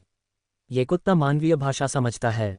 लॉन्गलिन, जिसने असाधारण घटनाएं देखी थीं, पहली बार एक कुत्ते को उसे बीच वाली उंगली दिखाते हुए देख रहा था। क्या इस दुनिया में अभी भी कोई न्याय बचा था? इससे पहले कि लॉन्गलिन जोर से बददुआ दे पाता, उसने अर्जुन चौहान को जल्दी से लक्ष्मी को गले लगाते देखा। जाने भी दो, जाने भी दो। लक्ष्मी, बस बहुत हो गया, उसके साथ गुस्सा होने की कोई ज़रूरत नहीं है। यह इसके लायक नहीं है। वफ वफ वफ। लक्ष्मी ने कुछ बार भौंका, फिर 2 बार भान भान किया और लॉन्गलिन पर अपनी आंखें घुमाई। हे भगवान, ये कुत्ता भूतग्रस्त है। यह मेरी पहली बार है जब मैं एक कुत्ते को उंगली देते हुए देख रहा हूँ। क्या वह अभी अभी उस भान भान से गाली दे रहा था? क्या अजेय पंथ के कुत्ते सभी इतने अद्भुत हैं? चुप्पी, इसे धीरे करो, ये कुत्ता कोई साधारण कुत्ता नहीं है। हम अभी अभी घाटों से ऊपर आए हैं और वह कुत्ता या तो एक विशेष नस्ल है या उसने क्षमताओं की खेती की है। क्या तुम मेरा मजाक कर रहे हो? कुत्ते भी खेती कर सकते हैं। मैं कसम खाता हूं कि मैंने इसे अपनी आंखों से देखा। इसने एक लेवल 6 घायल मार्शल कलाकार को एक करतल से जमीन पर दे मारा। जब पौराणिक क्षेत्र से एक गंभीर रूप से घायल मार्शल कलाकार ने हमला किया, उसकी टांग पर मारते हुए, यह अभी भी जिंदा उछल कूद रहा था। तुम मुझे बताओ, क्या यह एक साधारण कुत्ता है? मुझे संदेह है कि इस कुत्ते की शक्ति एक ग्रैंड मास्टर से कम नहीं है। अपने चारों ओर फुसफुसाहट सुनकर लॉन्गलिन को डर से कांप रहा था महसूस हुआ। एक कुत्ता जो एक ग्रैंड मास्टर का मुकाबला कर सकता था। क्या इस दुनिया का कोई नियंत्रण में था? हालांकि वह दीवान परिवार को मूर्ख मानता था, एक ग्रैंड मास्टर स्तर का मार्शल कलाकार उस क्षेत्र में रहता है। यहाँ तक कि अपनी प्रतिभा के साथ लॉन्गलिन जानता था कि उसके पास एक ग्रैंड मास्टर के खिलाफ कोई मौका नहीं था, यहाँ तक कि एक घायल के खिलाफ भी नहीं। और फिर भी इस कुत्ते ने एक ग्रैंड मास्टर को घायल करने में कामयाबी हासिल की थी। अगर अर्जुन चौहान ने उसे अभी अभी अखाड़े में दौड़ने से वापस नहीं रोका होता तो वह अब तक एक कुत्ते द्वारा पीटा जा चुका होता। लेकिन वर्तमान स्थिति में लॉन्गलिन ने महसूस किया कि वह एक चट्टान और एक कठोर जगह के बीच फंसा हुआ था। हालांकि घमंडी, वह मूर्ख नहीं था। चेतना, एक महिला मार्शल कलाकार होने के बावजूद, उसके अभी अभी जारी किए गए चाल के माध्यम से प्रदर्शित किया कि उसकी ताकत निस्संदेह उसकी तुलना में कम नहीं थी। लॉन्गलिन ने पहले ही अपनी शक्ति का 8/10वां हिस्सा इस्तेमाल कर लिया था और उसे विश्वास था कि चेतना के पास निश्चित रूप से अभी भी आरक्षित शक्ति थी। अगर मैच जारी रहा तो यह शायद बिना मुद्दों के समाप्त करना मुश्किल होगा। बस बहुत हो गया, तुलना यहीं समाप्त होती है। तभी प्राचीन मार्शल आर्ट एसोसिएशन से कई ग्रैंड मास्टर उसे एक रास्ता देने के लिए जल्दी से आए। उन्होंने स्पष्ट रूप से लॉन्गलिन की शर्मिंदगी देखी। अगर मैच जारी रहा तो यह संभावना थी कि लॉन्ग परिवार का मान सम्मान चला जाएगा। अब प्रतिभाओं की रैंकिंग लड़ाई को आधिकारिक रूप से शुरू होने दो। प्राचीन मार्शल आर्ट एसोसिएशन के ग्रैंड मास्टर्स में से एक ने बांस की पर्चियों के साथ एक पात्र बाहर निकाला। मुकाबले के लिए जोड़े बनाने के लिए एक ही संख्या के साथ पर्चियां खींचें। जीत और हार के अनुसार रैंकिंग की जाएगी। कम रैंकिंग वाले लोग उच्च रैंकिंग वालों को चुनौती दे सकते हैं जब तक कि कोई चुनौती शेष न रहे। क्या नियम सभी के लिए स्पष्ट हैं? किसी को भी नियमों पर कोई आपत्ति नहीं थी। एक पर एक लड़ाई का मतलब ये हो सकता है कि दो अत्यधिक कुशल प्रतिभागी जल्दी मिल सकते हैं और प्रतिभाओं में से एक को समाप्त कर सकते हैं। लेकिन ये चुनौती तंत्र ऐसे आंतरिक नुकसान को रोकता है जिससे एक अपेक्षाकृत निष्पक्ष रैंकिंग परिणाम सुनिश्चित होता है। उस महिला को मत खींचो, या यहाँ तक कि लॉन्गलिन को भी, बस उस महिला को नहीं। लॉटरी में भाग लेने वाले मार्शल कलाकार चुपचाप इस मंत्र को दोहराते रहे, लॉन्गलिन से अधिक चेतना से डरते रहे। युवती, तुम्हारी बारी है। प्राचीन मार्शल आर्ट एसोसिएशन से ग्रैंड मास्टर चेतना के पास आया। वह भाग नहीं लेगी, अर्जुन चौहान ने कहा। क्या? हर कोई चौंक गया। चेतना की ताकत के साथ वह एक अत्यधिक वांछनीय रैंक हासिल करने में पूरी तरह से सक्षम थी, यहाँ तक कि संभावित रूप से शीर्ष स्थान भी हासिल कर सकती थी। एक युद्ध प्रसिद्धि का अवसर जो अजय पंत के लिए एक शानदार प्रचार होगा। अर्जुन चौहान इसे क्यों छोड़ देगा? और तुम्हारे विचार, युवती? ग्रैंड मास्टर ने पुष्टि की। मैं पंत प्रमुख के निर्णय का पालन करूंगी, चेतना ने कहा। ये प्रतियोगिता उतनी दिलचस्प नहीं है। अर्जुन चौहान ने सांस ली। अगर वह शामिल होती तो रैंकिंग अपनी सारी संदेह खो देती। वह बहुत तिरस्कारपूर्ण है। हम में से इतने सारे यहाँ हैं, क्या एक भी उसके लिए एक मैच साबित नहीं हो सकता है? क्या वह इस रणनीति से ध्यान आकर्षित करने की कोशिश कर रहा है? ये चालें बहुत बेग हैं, है ना? अजय पंत शब्दों के लिए वास्तव में बहुत घमंडी। यहाँ तक कि विभिन्न परिवारों और पंथों से कई पुराने राक्षस भी भौहें चढ़ाए। क्या ये कहने के बराबर नहीं था कि उन्होंने जो सभी शिष्य प्रशिक्षित किए थे वे बेकार थे? कौन इसे बर्दाश्त कर सकता था? क्या बात है? सहमत नहीं। अर्जुन चौहान की नज़र उसके चारों ओर युवा मार्शल कलाकारों पर गई। मैं एक सीधा साधा व्यक्ति हूँ। हमारे अजय पंत द्वारा पाले गए प्रतिभाओं की तुलना में तुम में से बाकी सिर्फ दयनीय हो। अगर यह यहाँ मौजूद किसी को अपमानित करता है तो बेझिझक आओ और मुझे मारो। बदतमीज मूर्ख, क्या वह पूरी प्राचीन मार्शल आर्ट की दुनिया को चुनौती दे रहा है? सिर्फ एक दीवान परिवार को हराया और अब वह इतना घमंडी है। अर्जुन चौहान के रवैया ने अचानक प्राचीन मार्शल आर्ट की दुनिया के कई ज्येष्ठों को क्रोधित कर दिया। जब वे प्राचीन मार्शल आर्ट की दुनिया पर हावी हो रहे थे तो अर्जुन चौहान के पिता शायद अभी भी दूध पी रहे थे। कब से एक जूनियर के लिए ऐसे दुस्साहसी बयान देने का समय हो गया? कोई बात नहीं। हालांकि कई सबसे प्रतिष्ठित प्राचीन मार्शल कलाकारों ने भी असंतुष्ट महसूस किया। उन्होंने अपनी भावनाओं को नियंत्रित किया। पंथों और परिवारों की पदों के लिए लड़ाई शुरू होने वाली है। अब उसके इतना घमंडी होने के साथ अगर वह बाद में 9 सीटों में से एक के लिए प्रतिस्पर्धा नहीं करता है तो यह वास्तव में हास्यास्पद होगा। बिल्कुल, जब तक वह उन सीटों में से एक में बैठने की हिम्मत करता है, कोई ना कोई उसे भयंकर रूप से नीचे फेंक देगा। चलो देखते हैं कि वह इसे कैसे हल करता है। तो आज प्राचीन मार्शल आर्ट एसोसिएशन की 9 सीटों के लिए लड़ाई और प्रतिभा रैंकिंग लड़ाई साथ साथ शुरू होगी। मुझे विश्वास है कि यहाँ हर कोई अब तक नियमों से बहुत परिचित होगा। जिन मार्शल कलाकारों के बल 9 सीटों को प्राप्त करते हैं वे अगले साल के लिए प्राचीन मार्शल आर्ट एसोसिएशन की परिषद के सदस्य बन जाएंगे। मुझे नहीं लगता कि मुझे इस लड़ाई के महत्व पर कोई और विस्तार करने की ज़रूरत है ना? शुरू करो। आखिरकार पुराने राक्षसों ने जो शुरू से चुप थे, अपनी आंखें बंद करके ध्यान कर रहे थे, आखिरकार बोले। ठीक है, जो लोग महसूस करते हैं कि वे इन 9 कुर्सियों पर कब्जा करने के लिए योग्य हैं, कृपया पहले अपनी सीटें लें। प्राचीन मार्शल आर्ट एसोसिएशन से एक ग्रैंड मास्टर ने घोषित किया। फिर वह चुपचाप किनारे पर चला गया। मंच अब उसका था। दृश्य तुरंत शांति में गिर गया। किसी ने भी असावधानी से काम करने की हिम्मत नहीं की जब तक कि वे अत्यधिक ताकत के साथ प्राचीन मार्शल कलाकार नहीं थे, क्योंकि कोई और ऊपर आता तो निश्चित रूप से चुनौतियों की एक लहर का सामना करना पड़ता। चूंकि कोई और ऊपर नहीं आ रहा है तो मैं विनम्र नहीं हूँगा। लॉन परिवार के पुराने कुलपिता सबसे पहले खड़े हुए, सीधे उन कुर्सियों की तरफ चले गए जहां वे स्थित थीं। एक पल के हिचकिचाहट के बाद वह नंबर 5 के साथ चिन्हित कुर्सी पर बैठ गया। लॉन्गजुन, लॉन परिवार के कुल प्रमुख, पौराणिक क्षेत्र का लेवल 5, एक पुराना राक्षस जो 145 साल तक जीवित रहा। अर्जुन चौहान मदद नहीं कर सका लेकिन अपनी जीभ क्लिक कर सकता था। वास्तव में प्राचीन मार्शल आर्ट का अभ्यास जीवन को विस्तारित कर सकता था। अगर किसी ने लॉन्गजुन के सफ़ेद बालों को नज़रअंदाज किया तो उसके गुलाबी रंग और दृढ़ त्वचा के साथ वह सिर्फ 50 के दशक में एक आदमी जैसा दिखता था। पुराने अजदहा, तुम वास्तव में इस बार सीधे 5वीं कुर्सी पर बैठने की हिम्मत करते हो। ऐसा लगता है कि तुम्हारा अग्नि अजदहा विस्फोट फिर से सुधार हुआ है। एक और ज्येष्ठ ने हंसते हुए खड़े हो गए। बिना किसी हिचकिचाहट के उसने सीधे छठी कुर्सी ले ली। वांग बेजिन, पौराणिक क्षेत्र का लेवल 5, 137 साल का। अर्जुन चौहान स्पष्ट रूप से उनमें से प्रत्येक की प्रोफाइल देख सकता था। वास्तव में इन दो पुराने राक्षसों के क्षमता सूचकांक भी 10 अंकों से ऊपर पहुंच गए थे, लेकिन यह अफसोस की बात थी कि वे बहुत बूढ़े थे, क्योंकि सुपर गॉड अकादमी को यह आवश्यकता थी कि अधिकतम उम्र 28 साल से अधिक नहीं होनी चाहिए। ऐसा लगता है कि तुम दोनों में कुछ आत्मजागरूकता है। फिर भी एक और ज्येष्ठ खड़ा हुआ, एक तीव्र कम वायुमंडलीय दबाव को उत्सर्जित कर रहा था। अर्जुन चौहान ने देखा कि उसकी पुतलियों के भीतर विद्युत चाप की एक धुंधली झिलमिलाहट थी। अध्यक्ष, ये गु परिवार का कुल प्रमुख है। कहा जाता है कि वह पौराणिक क्षेत्र के लेवल 6 तक पहुंच गया है। गु परिवार में स्वाभाविक रूप से एक बहुत ही विशेष संविधान है। वे जो आंतरिक शक्ति की खेती करते हैं वह बिजली की विनाशकारी शक्ति का एक निशान रखती है, जो आंतरिक शक्ति के टकराव के दौरान प्रतिद्वंद्वी के पूरे शरीर को लकवाग्रस्त भी कर सकती है। पौराणिक क्षेत्र का लेवल 7, गोवुजी, 163 साल का, क्षमता सूचकांक 16।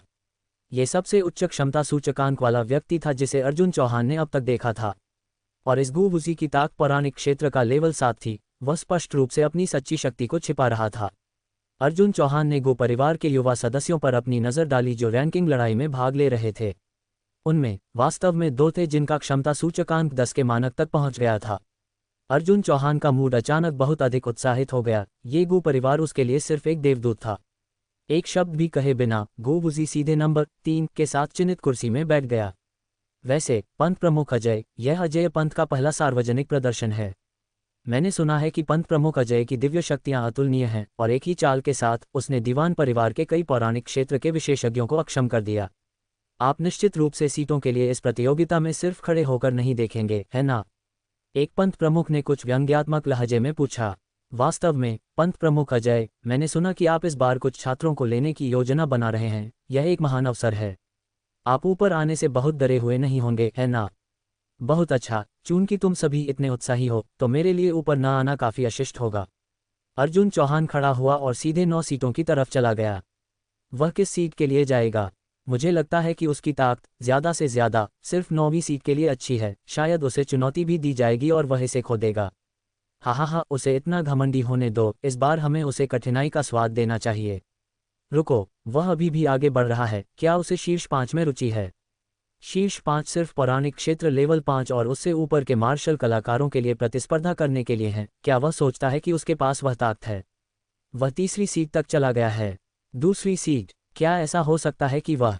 मार्शल कलाकारों की आश्चर्यचकित नज़रों के बीच अर्जुन चौहान सीधे पहली कुर्सी तक चला गया और बैठ गया, फिर अपनी जेब से मुट्ठी भर सूरजमुखी के बीज निकाले और उन्हें खोलना शुरू कर दिया जैसे कि वह एक लाइव शो देख रहा हो। अर्जुन चौहान, तुम में कुछ हिम्मत है। क्या वह एक ऐसी सीट है जिसमें तुम अपनी मर्जी से बैठ सकते हो? क्या तुम नियमों को भी समझते हो? क्या वह सीट कुछ ऐसी है जिसे तुम सिर्फ छू सकते हो? वहां से अभी नीचे उतरो। मार्शल कलाकार एक एक करके बेहद उत्तेजित हो गए जैसे कि उनके अंदर एक स्विच चालू हो गया हो। क्या इस सीट को लेने की अनुमति नहीं है? अर्जुन चौहान ने कहा, कुछ उदासीन होकर। सिर्फ इसलिए कि तुम लोग बैठने की हिम्मत नहीं करते हो, इसका मतलब यह नहीं है कि मैं नहीं कर सकता, है ना? अर्जुन चौहान, क्या तुम जानते हो कि वह नंबर 1 सीट किसकी है? किसकी? वह युद्ध देवता की सीट है। आखिरकार किसी ने इसे बोल दिया।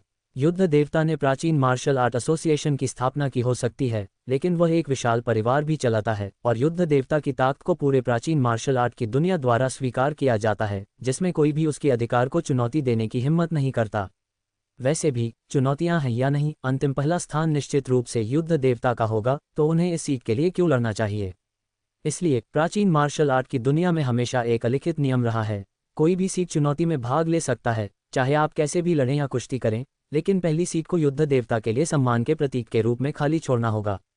इस सीट चुनौती में दूसरा स्थान वह सम्मान है जिसके लिए मार्शल कलाकार प्रतिस्पर्धा करने का सपना देखते हैं। आज तक इस परंपरा को 20 साल तक बनाए रखा गया है। युद्ध देवता। तो युद्ध देवता के बारे में क्या उसने ये सीट खरीदी? पंत प्रमुख ने मुकाबला किया। ये सीट मेरी है और अगर वह युद्ध देवता अविश्वसनीय है तो वह आकर मुझे एक पर एक चुनौती देने के लिए स्वागत है। क्या एक साहसिक दावा! मैं इसे बर्दाश्त नहीं कर सकता।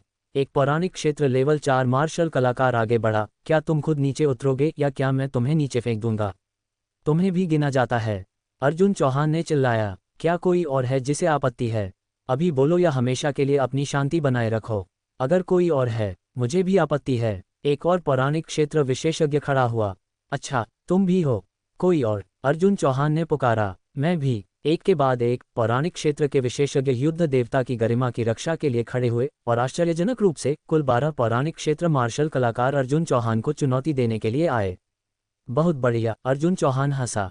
तुम लोगों को एक एक करके लेना बहुत परेशानी भरा है। तो चलो इसे इस तरह करते हैं, हर कोई जिसे इस सीट में मेरे बैठने पर आपत्ति है, एक बार में शामिल हो जाओ। जितने ज्यादा होंगे उतना बेहतर। अर्जुन चौहान, तुम बहुत घमंडी हो। क्या तुम सच में सोचते हो कि तुम अकेले पूरी प्राचीन मार्शल आर्ट की दुनिया का सामना कर सकते हो? एक पौराणिक क्षेत्र लेवल 4 मार्शल कलाकार आगे बढ़ा। उसकी पीठ पर एक सुनहरी छड़ी लटकी हुई एक विशाल आकृति। वह एक मजबूत अधेड़ आदमी जैसा दिखता था, लेकिन वास्तव में वह 100 साल से अधिक का एक जिज्ञासु पुराना राक्षस था। तुम सब जो कह रहे हो उसमें क्या तर्क है? अर्जुन चौहान परेशान था। यहाँ स्पष्ट रूप से 9 सीटें हैं। क्या वे बैठने के लिए नहीं हैं? मेरे यहाँ बैठने में क्या समस्या है?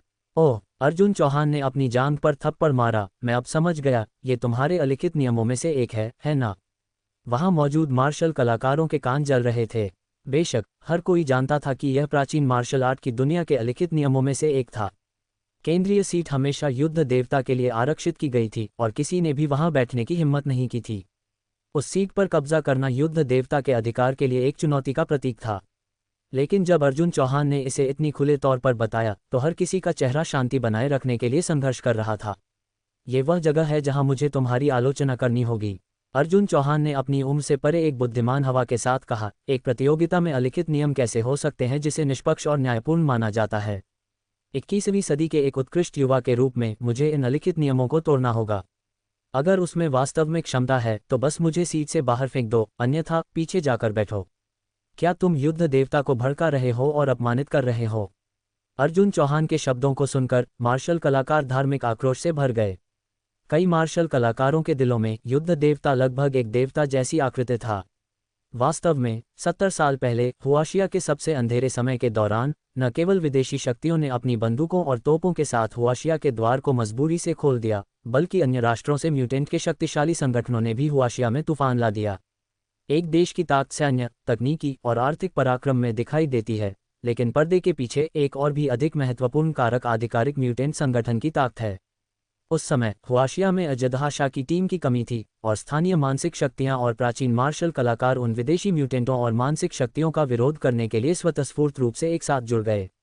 शुरुआत में अत्यधिक शक्तिशाली यूरोपीय और अमेरिकी म्यूटेंटों और मानसिक शक्तियों के एक समूह ने हुआशिया पर आक्रमण किया और सीधे मुकाबले में हुआशिया के सबसे प्रतिष्ठित मानसिक शक्तियों और प्राचीन मार्शल आर्ट विशेषज्ञ या तो तुरंत मारे गए या हार गए और गंभीर चोटों के साथ भाग गए। तो उसके बाद हुआशिया अंधेरे में गिर गया। बाद में युद्ध देवता और अजदहा शाह के वर्तमान कप्तान उभरे।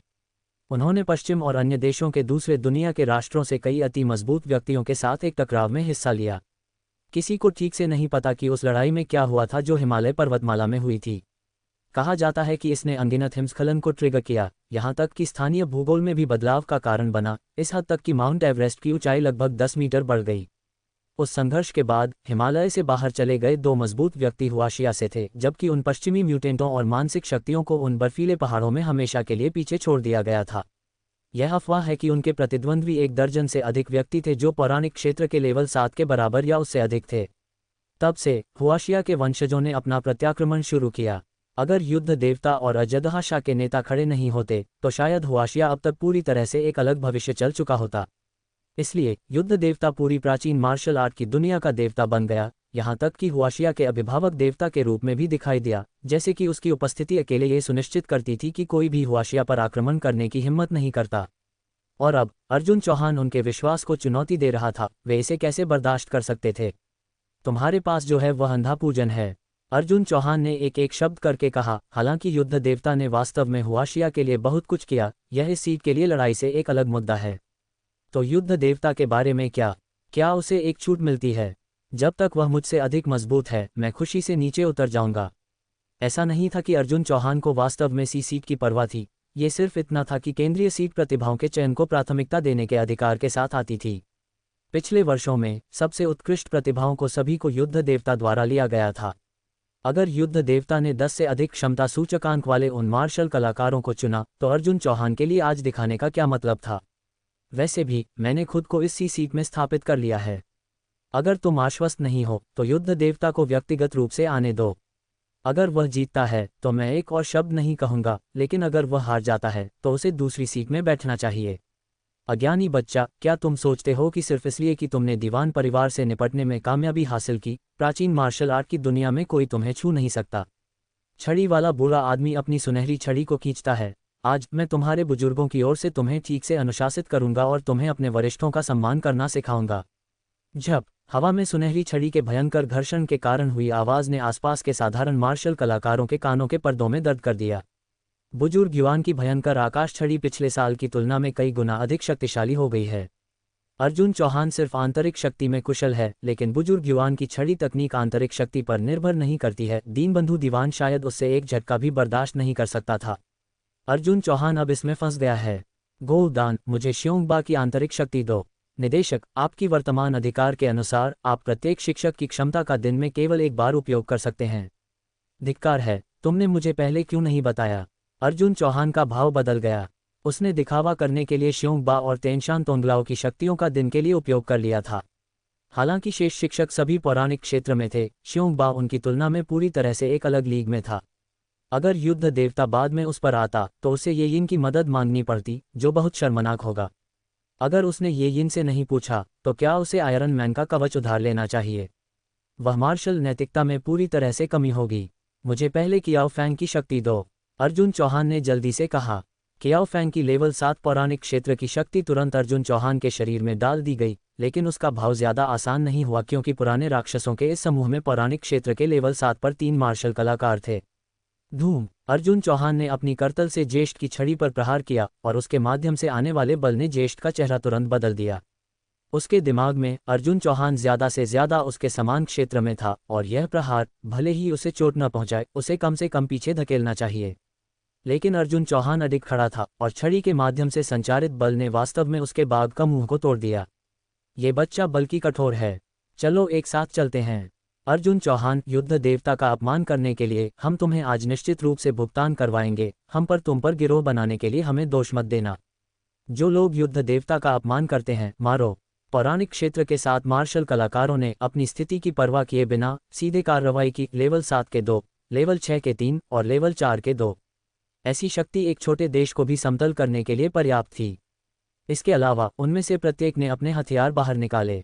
इन पौराणिक क्षेत्र मार्शल कलाकारों द्वारा उपयोग किए जाने वाले हथियार निश्चित रूप से साधारण नहीं थे। लिन ज़ेन नान, वह बूढ़ा आदमी, वास्तव में अपना प्रसिद्ध हथियार बाहर लाया। वह एक लेवल 3 हथियार है। यहाँ तक कि पौराणिक क्षेत्र के भीतर मजबूत अभ्यासकर्ताओं को भी ऐसे हथियार बनाने के लिए एक मास्टर कलाकृति परिष्करणकर्ता को ढूंढने के लिए टूट जाना पड़ता है। और जो परिवार के पुराने जोऊ से संबंधित भारी हथौड़ों की वह जोड़ी भी एक लेवल 3 हथियार है, जिसे एक दुर्लभ बाहरी अंतरिक्ष धातु उल्कापिंड से बनाया गया कहा जाता है। उसने उस उल्कापिंड के टुकड़े को एक यूरोपीय संगठन से खरीदने के लिए 27 अरब अमेरिकी डॉलर खर्च किए। 666 कभी नहीं सोचा था कि मैं आज इतने सारे लेवल 3 हथियार देखूंगा। इस तरह के हथियारों के साथ यहाँ तक कि लेवल 7 पौराणिक क्षेत्र के मार्शल कलाकार भी उन्हें नंगे हाथों से पकड़ने की हिम्मत नहीं करेंगे, है ना? मेरे साथ हथियार दिखाना चाहते हो? अर्जुन चौहान मुस्कुराया और तलवार की रोशनी की एक चमक के साथ उसके हाथ में एक बैंगनी लंबी तलवार दिखाई दी। छपाका, एक बैंगनी प्रकाश की लकीर चमकी और अर्जुन चौहान पर लक्षित सभी हथियारों को काटा गया जैसे कि वे टोफू हों। क्या मेरा दिव्य हथियार? ये कैसे संभव है? मार्शल कलाकारों ने अपने हथियारों को खाली देखा। एक लेवल 3 या उससे अधिक हथियार दुनिया में दुर्लभ दिव्य हथियारों में से एक था। उन्हें लोहा काटने के रूप में वर्णन करना कोई अतिशयोक्ति नहीं थी। ये हमेशा वे ही थे जो अन्य लोगों के हथियारों को काटते थे, कभी भी उनका खुद का टूटता नहीं था। वह क्या हथियार है? हर किसी ने अर्जुन चौहान के हाथ में तलवार को देखा, यहाँ तक कि हमला करना भी भूल गए। ओह, ये सिर्फ कुछ रद्दी धातु है जिसका इस्तेमाल घर पर लकड़ी काटने और पेड़ फाड़ने के लिए किया जाता है, लापरवाही से हमारे एक खेतों से लाया गया। मैं यहाँ एनएम की लकड़ी काट रहा हूँ। तुम लकड़ी काटने के लिए ऐसे दिव्य हथियार का उपयोग कर रहे हो, क्या तुम्हारा अंतरात्मा को चोट नहीं पहुँचती? लेवल 3 के हथियारों को टोफू की तरह काटने में सक्षम ऐसा हथियार कम से कम लेवल 4 या उससे ऊपर होना चाहिए। लेकिन लेवल 4 से ऊपर के हथियारों के लिए जाली तकनीकें 500 साल पहले खो गई थीं, और भले ही वे मौजूद थीं, वे दूर के अतीत के अवशेष थे। आज तक लेवल 4 से ऊपर के मौजूदा हथियारों की संख्या सीमित है, और कई हथियार जो पश्चिमी पौराणिक कथाओं में दिखाई देते हैं, जैसे समुद्री अर्चिन त्रिशूल, ऑगस्टस के लंबे बाल, रीपा का भाला और इसी तरह उस युग के कुशल कारीगरों द्वारा बनाए गए थे। हुआशिया में सबसे प्रसिद्ध लेवल 4 हथियार वे 10 दिव्य कलाकृतियां हैं, और कहा जाता है कि लंबे समय से खोई हुई शुवानेवान तलवार एक और भी अधिक अविश्वसनीय लेवल 5 हथियार है। वास्तव में हुआशिया के संग्रहालय में वर्तमान में प्रदर्शित 10 दिव्य कलाकृतियां सभी प्रतिकृतियां हैं। ऐसे दिव्य हथियार 1000 साल के बाद भी अभी भी हमेशा की तरह तेज होंगे। उन्हें एक संग्रहालय में रखना एक पूरी तरह से बर्बादी होगी। कुछ मौजूदा लेवल 4 हथियार अजदहाशा के मुख्य सदस्यों के हाथों में हैं। पूरी प्राचीन मार्शल आर्ट की दुनिया में केवल युद्ध देवता की एक विशेष स्थिति है, इसलिए देश ने उसे दिव्य हथियारों में से एक उपहार दिया। जहां तक लेवल 5 हथियारों का सवाल है, हुआशिया के ऐतिहासिक अभिलेखों के अनुसार केवल कुछ हथियार जैसे हुआशिया की शुवानयुवान तलवार, पनगु कुल्हाड़ी, उत्तरी यूरोप का शाश्वत भाला, विजय की तलवार और काइबोन की 3 दिव्य कलाकृतियां उस स्तर तक पहुंच सकती हैं, और आज तक कोई सबूत नहीं है कि इनमें से कोई भी वस्तु वास्तव में मौजूद है। ये कहना लगभग सुरक्षित है कि लेवल 5 हथियार आधुनिक पृथ्वी पर पूरी तरह से अदृश्य हैं। अगर कोई वास्तव में दिखाई देता, तो ये सिर्फ हुआशिया में एक हलचल का कारण नहीं बनता, बल्कि पूरी दुनिया में एक सनसनी पैदा करता। एक एकल लेवल 5 हथियार निस्संदेह हुआशिया को दूसरी दुनिया का विजेता बना सकता था। जहां तक लकड़ी काटने के लिए एक लेवल 5 हथियार का उपयोग करने का सवाल है, क्या तुम्हारा दिमाग एक दरवाजे में फंस गया है? तुम इतने भयानक हो, तुम सीधे स्वर्ग में क्यों नहीं चले जाते? अब क्या मुझ पर विश्वास नहीं करते? अर्जुन चौहान ने अपने कंधों को उछाला। मैंने वास्तव में इसे सिर्फ खेत से पकड़ा, मुझ पर विश्वास नहीं करते? मेरे कुत्ते से पूछो। वफ वफ वफ, मैं गवाही देता हूँ, वह जो कह रहा है वह सच है। ये तलवार वास्तव में अर्जुन चौहान ने अपने परिवार के खेत पर पाई थी, और इन चीज़ों में से एक से अधिक था। ये वस्तुएं अर्जुन चौहान के पूर्वजों द्वारा बनाई गई थीं जब उन्होंने ओयेजी और गांजियांग जैसे मास्टर परिष्करणकर्ताओं के साथ सुपर गॉड अकादमी में अध्ययन किया था। चूंकि वे सभी अभ्यास के टुकड़े थे, वे नौकरों के लिए लकड़ी काटने और मैदानों में खरपतवार करने के लिए लापरवाही से उन खेतों पर छोड़ दिए गए थे। तुम विश्वास नहीं कर सकते हो, लेकिन अर्जुन चौहान के परिवार के रसोइया जो पसलियां काटने के लिए उपयोग करते हैं, वे भी लेवल 4 और लेवल 5 हथियार हैं जो अतीत से बचे हुए हैं। ये सिर्फ इतना है कि रसोइयों को उनके वास्तविक मूल्य का पता नहीं था, और उन्होंने सोचा कि ये चाकू सिर्फ सामान्य से थोड़े अधिक तेज थे। जिस कारण से अर्जुन चौहान ने इस तलवार को उठाया था, वह सिर्फ इसलिए था क्योंकि उसे बैंगनी रंग पसंद था। ये तलवार बैंगनी थी। बस ये इनके अनुसार ये 300 साल से अधिक के इतिहास के साथ एक लेवल 5 हथियार था। और मैंने सोचा कि तुम सबके पास कुछ तरह के दिव्य हथियार थे जो एक लकड़ी काटने वाले चाकू को भी नहीं हरा सकते। मार्शल कलाकार अपनी कड़वाहट को आवाज़ नहीं दे सकते थे। उनके प्रत्येक लेवल 3 हथियारों का मूल्य अरबों या यहाँ तक कि सैकड़ों अरबों अमेरिकी डॉलर था। अब अर्जुन चौहान के मुंह में वे सभी बेकार हो गए थे। लेकिन बहस करने के लिए वे क्या कर सकते थे? हथियार उसके हाथों में था। अगर उसने इसका इस्तेमाल लकड़ी काटने के लिए किया तो यह एक लकड़ी काटने वाला चाकू था। अगर उसने इसका इस्तेमाल पेंसिल तेज करने के लिए किया तो यह एक पेंसिल शार्पनर था। अगर उसने इसका इस्तेमाल पसलियां काटने के लिए किया तो यह एक रसोई का चाकू था। अर्जुन चौहान की तलवार के खिलाफ उनके हथियार कांच की तरह कमजोर थे। वह अकाट्य सत्य था। चलो, क्या तुम सब मुझे एक सबक सिखाने के लिए एक साथ नहीं जा रहे थे? जल्दी करो, मैं पिकाचू का खुजली वाला भाई हूँ, एक मार मांग रहा हूँ। अर्जुन चौहान ने एक मार मांगने वाला भाव प्रदर्शित किया, जिसने चेतना और ललितेंद्र को भी थोड़ा शर्मिंदा महसूस कराया। धिक्कार है, ये दीन भयानक है, लेकिन वह बहुत स्मार्ट नहीं लगता है। मार्शल कलाकारों ने एक दूसरे को देखा। कोई भी एक कदम आगे बढ़ने की हिम्मत नहीं कर रहा था। अगर वे अर्जुन चौहान पर हमला करना चाहते थे तो उन्हें पहले यह विचार करना होगा कि क्या उनके शरीर उन लेवल 3 हथियारों जितने टिकाऊ थे। प्राचीन मार्शल आर्ट में एक शाखा है जो आंतरिक शक्ति की खेती नहीं करती है, बल्कि अपने स्वयं के शरीरों को मजबूत करती है। फिर भी एक पौराणिक क्षेत्र का लेवल 7 मार्शल कलाकार भी ठोसता की बात आती है तो एक लेवल 3 हथियार से तुलना नहीं कर सकता। अर्जुन चौहान की तलवार से एकमात्र खरोंच उन्हें संभावित रूप से विकलांग कर सकती थी, तो कौन आगे बढ़ने की हिम्मत करेगा? अगर तुम में से कोई भी आगे नहीं बढ़ रहा है तो मैं बस यहीं बैठा रहूंगा। अर्जुन चौहान ने अपने पैरों को पार किया और सी स्थिति में आराम से बैठना जारी रखा। अर्जुन चौहान, अगर तुम हिम्मत करते हो तो अपने उस हथियार के बिना लड़ो। कौन सा नायक एक ऐसे हथियार पर निर्भर करता है जो लोहे को मिट्टी की तरह काट सकता है? बकवास बंद करो। अर्जुन चौहान की बांह पर अचानक एक यांत्रिक धातु की एक अंगूठी दिखाई दी, जो उसकी दाहिनी बांह पर पागलपन से फैल गई जब तक कि उसने उसकी पूरी अंग को ढक नहीं लिया। धूम! एक लाल प्रकाश की किरण सीधे मार्शल कलाकार पर दागी गई। वह क्या बकवास है? मार्शल कलाकार स्तब्ध था, जल्दी से लाल प्रकाश की किरण का विरोध करने के लिए अपनी आंतरिक शक्ति को लामबंद कर रहा था, लेकिन उसकी पौराणिक क्षेत्र लेवल 5 की ताकत के साथ उसकी आंतरिक शक्ति उस पल टूट गई जब लाल प्रकाश टकराया, उसे एक शक्तिशाली झटके के साथ उड़ा दिया और उसकी छाती पर एक लाल जला हुआ निशान छोड़ दिया। अर्जुन चौहान, तुम बेशर्म हो। तुमने वास्तव में एक तकनीकी हथियार का उपयोग किया। तुम प्राचीन मार्शल आर्ट की दुनिया के लिए एक कलंक हो। मार्शल कलाकारों ने तुरंत गाली देना शुरू कर दिया। उनके शकल में तकनीकी हथियारों का उपयोग करना सबसे ज्यादा नापसंद किया जाता था। बेशक साधारण तकनीकी हथियार एक मार्शल कलाकार को नुकसान नहीं पहुंचा सकते थे 20 मीटर के भीतर, यहां तक कि एक लेवल 1 मार्शल कलाकार भी आग्नेयास्त्रों से नुकसान को कम कर सकता था। जहां तक लेवल 4 से ऊपर वालों का सवाल है, सिर्फ आंतरिक शक्ति अकेले ही साधारण गोलियों के प्रभाव का सामना करने के लिए पर्याप्त थी। पौराणिक क्षेत्र से एक मार्शल कलाकार को पीछे हटाने में सक्षम होने के लिए अर्जुन चौहान का हथियार असाधारण रहा होगा। तुमसे किसने कहा कि मैं, अर्जुन चौहान, प्राचीन मार्शल आर्ट की दुनिया से संबंधित था?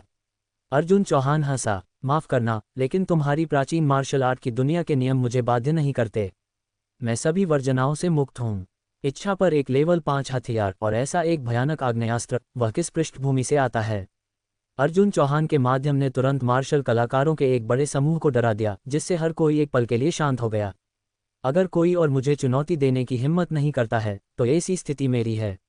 अर्जुन चौहान ने संतोषपूर्वक आयरन मैन की बांह को हटा दिया। पौराणिक क्षेत्र के लेवल 5 से ऊपर के मार्शल कलाकारों को नुकसान पहुंचाने के लिए किसी को माकंग 20 या उससे ऊपर के मॉडल की जरूरत होगी। सिर्फ 1 मिनट में अर्जुन चौहान के क्रेड पॉइंट 100 से गिर गए थे। लेकिन जब से उसने इस द्वीप पर कदम रखा था, क्रेड पॉइंट हासिल करने के लिए प्रॉम्प्ट रुका नहीं था। दिखावा करने से उसे खुशी मिली और उसे अधिक मजबूत भी बनाया। इस साल का प्राचीन मार्शल आर्ट सम्मेलन बहुत दिलचस्प लगता है, हा हा हा। अचानक एक गहरी आवाज़ हर मार्शल कलाकार के कानों में गूंजी। इस आवाज़ को सुनकर मार्शल कलाकारों की आत्माएं, जो कुछ ही पल पहले निराश हो गई थीं, तुरंत उठ गई थीं। युद्ध देवता, वह युद्ध देवता की आवाज़ है। हा हा हा, अर्जुन चौहान, युद्ध देवता यहाँ है। मैं देखना चाहूँगा कि तुमने जो गड़बड़ी की है उसे कैसे संभालते हो। युद्ध देवता, हम आपसे प्राचीन मार्शल आर्ट की दुनिया के इस कलंक से निपटने की भीख मांगते हैं। अर्जुन चौहान, 22 साल का, पौराणिक क्षेत्र की ताकत के साथ, वास्तव में असाधारण। एक असाधारण बूढ़ा आदमी स्थल के एक कोने में दिखाई दिया था। ऐसा लग रहा था कि वह एक आराम से टहल रहा है, फिर भी प्रत्येक कदम के साथ वह जादू की तरह दसियों मीटर चलता था। चेन परिवार के पास ऐसे प्रतिभाशाली को सिखाने की क्षमता नहीं होनी चाहिए। सादे दिखने वाले बूढ़े आदमी अर्जुन चौहान के सामने रुक गए। लेकिन प्रतिभाशाली हो या नहीं, प्राचीन मार्शल आर्ट की दुनिया तुम्हें नियमों को तोड़ने की अनुमति नहीं देगी। इस जगह को छोड़ दो। यिन वुई, 196 साल का, पौराणिक क्षेत्र के लेवल 9 का शिखर। अर्जुन चौहान भी कुछ आश्चर्यचकित था। इस युद्ध देवता की ताकत वास्तव में श्योंगबा के स्तर तक पहुंच गई थी। ये यिन, क्या तुम उससे निपटने में कामयाब हो सकते हो? अर्जुन चौहान घबराया हुआ था। वह अब श्योंगबा की शक्ति का उपयोग नहीं कर सकता था, और अगर ये यिन इसे संभाल नहीं सकता था तो उसने आज जिस तरह से अत्यधिक दिखावा किया था, वह वहीं मर सकता था। मिस्टर अजय, आश्वस्त रहो, उसे मारना एक चिकन को काटने जितना आसान होगा। ये यिन का जवाब अभी भी आत्मविश्वास से भरा था। वह सुनना अच्छा है। अर्जुन चौहान ने तुरंत अपनी शांति को फिर से हासिल कर लिया। तो तुम युद्ध देवता हो? हे, तुम पहले युवा आदमी हो जो मुझसे इतनी लापरवाही से बात करते हो। मैं तुम्हें एक मौका दे सकता हूं। तुम। अचानक युद्ध देवता के शब्द अचानक रुक गए। उसकी नज़र अर्जुन चौहान के कपड़ों के कोने पर एक प्रतीक पर टिकी हुई थी।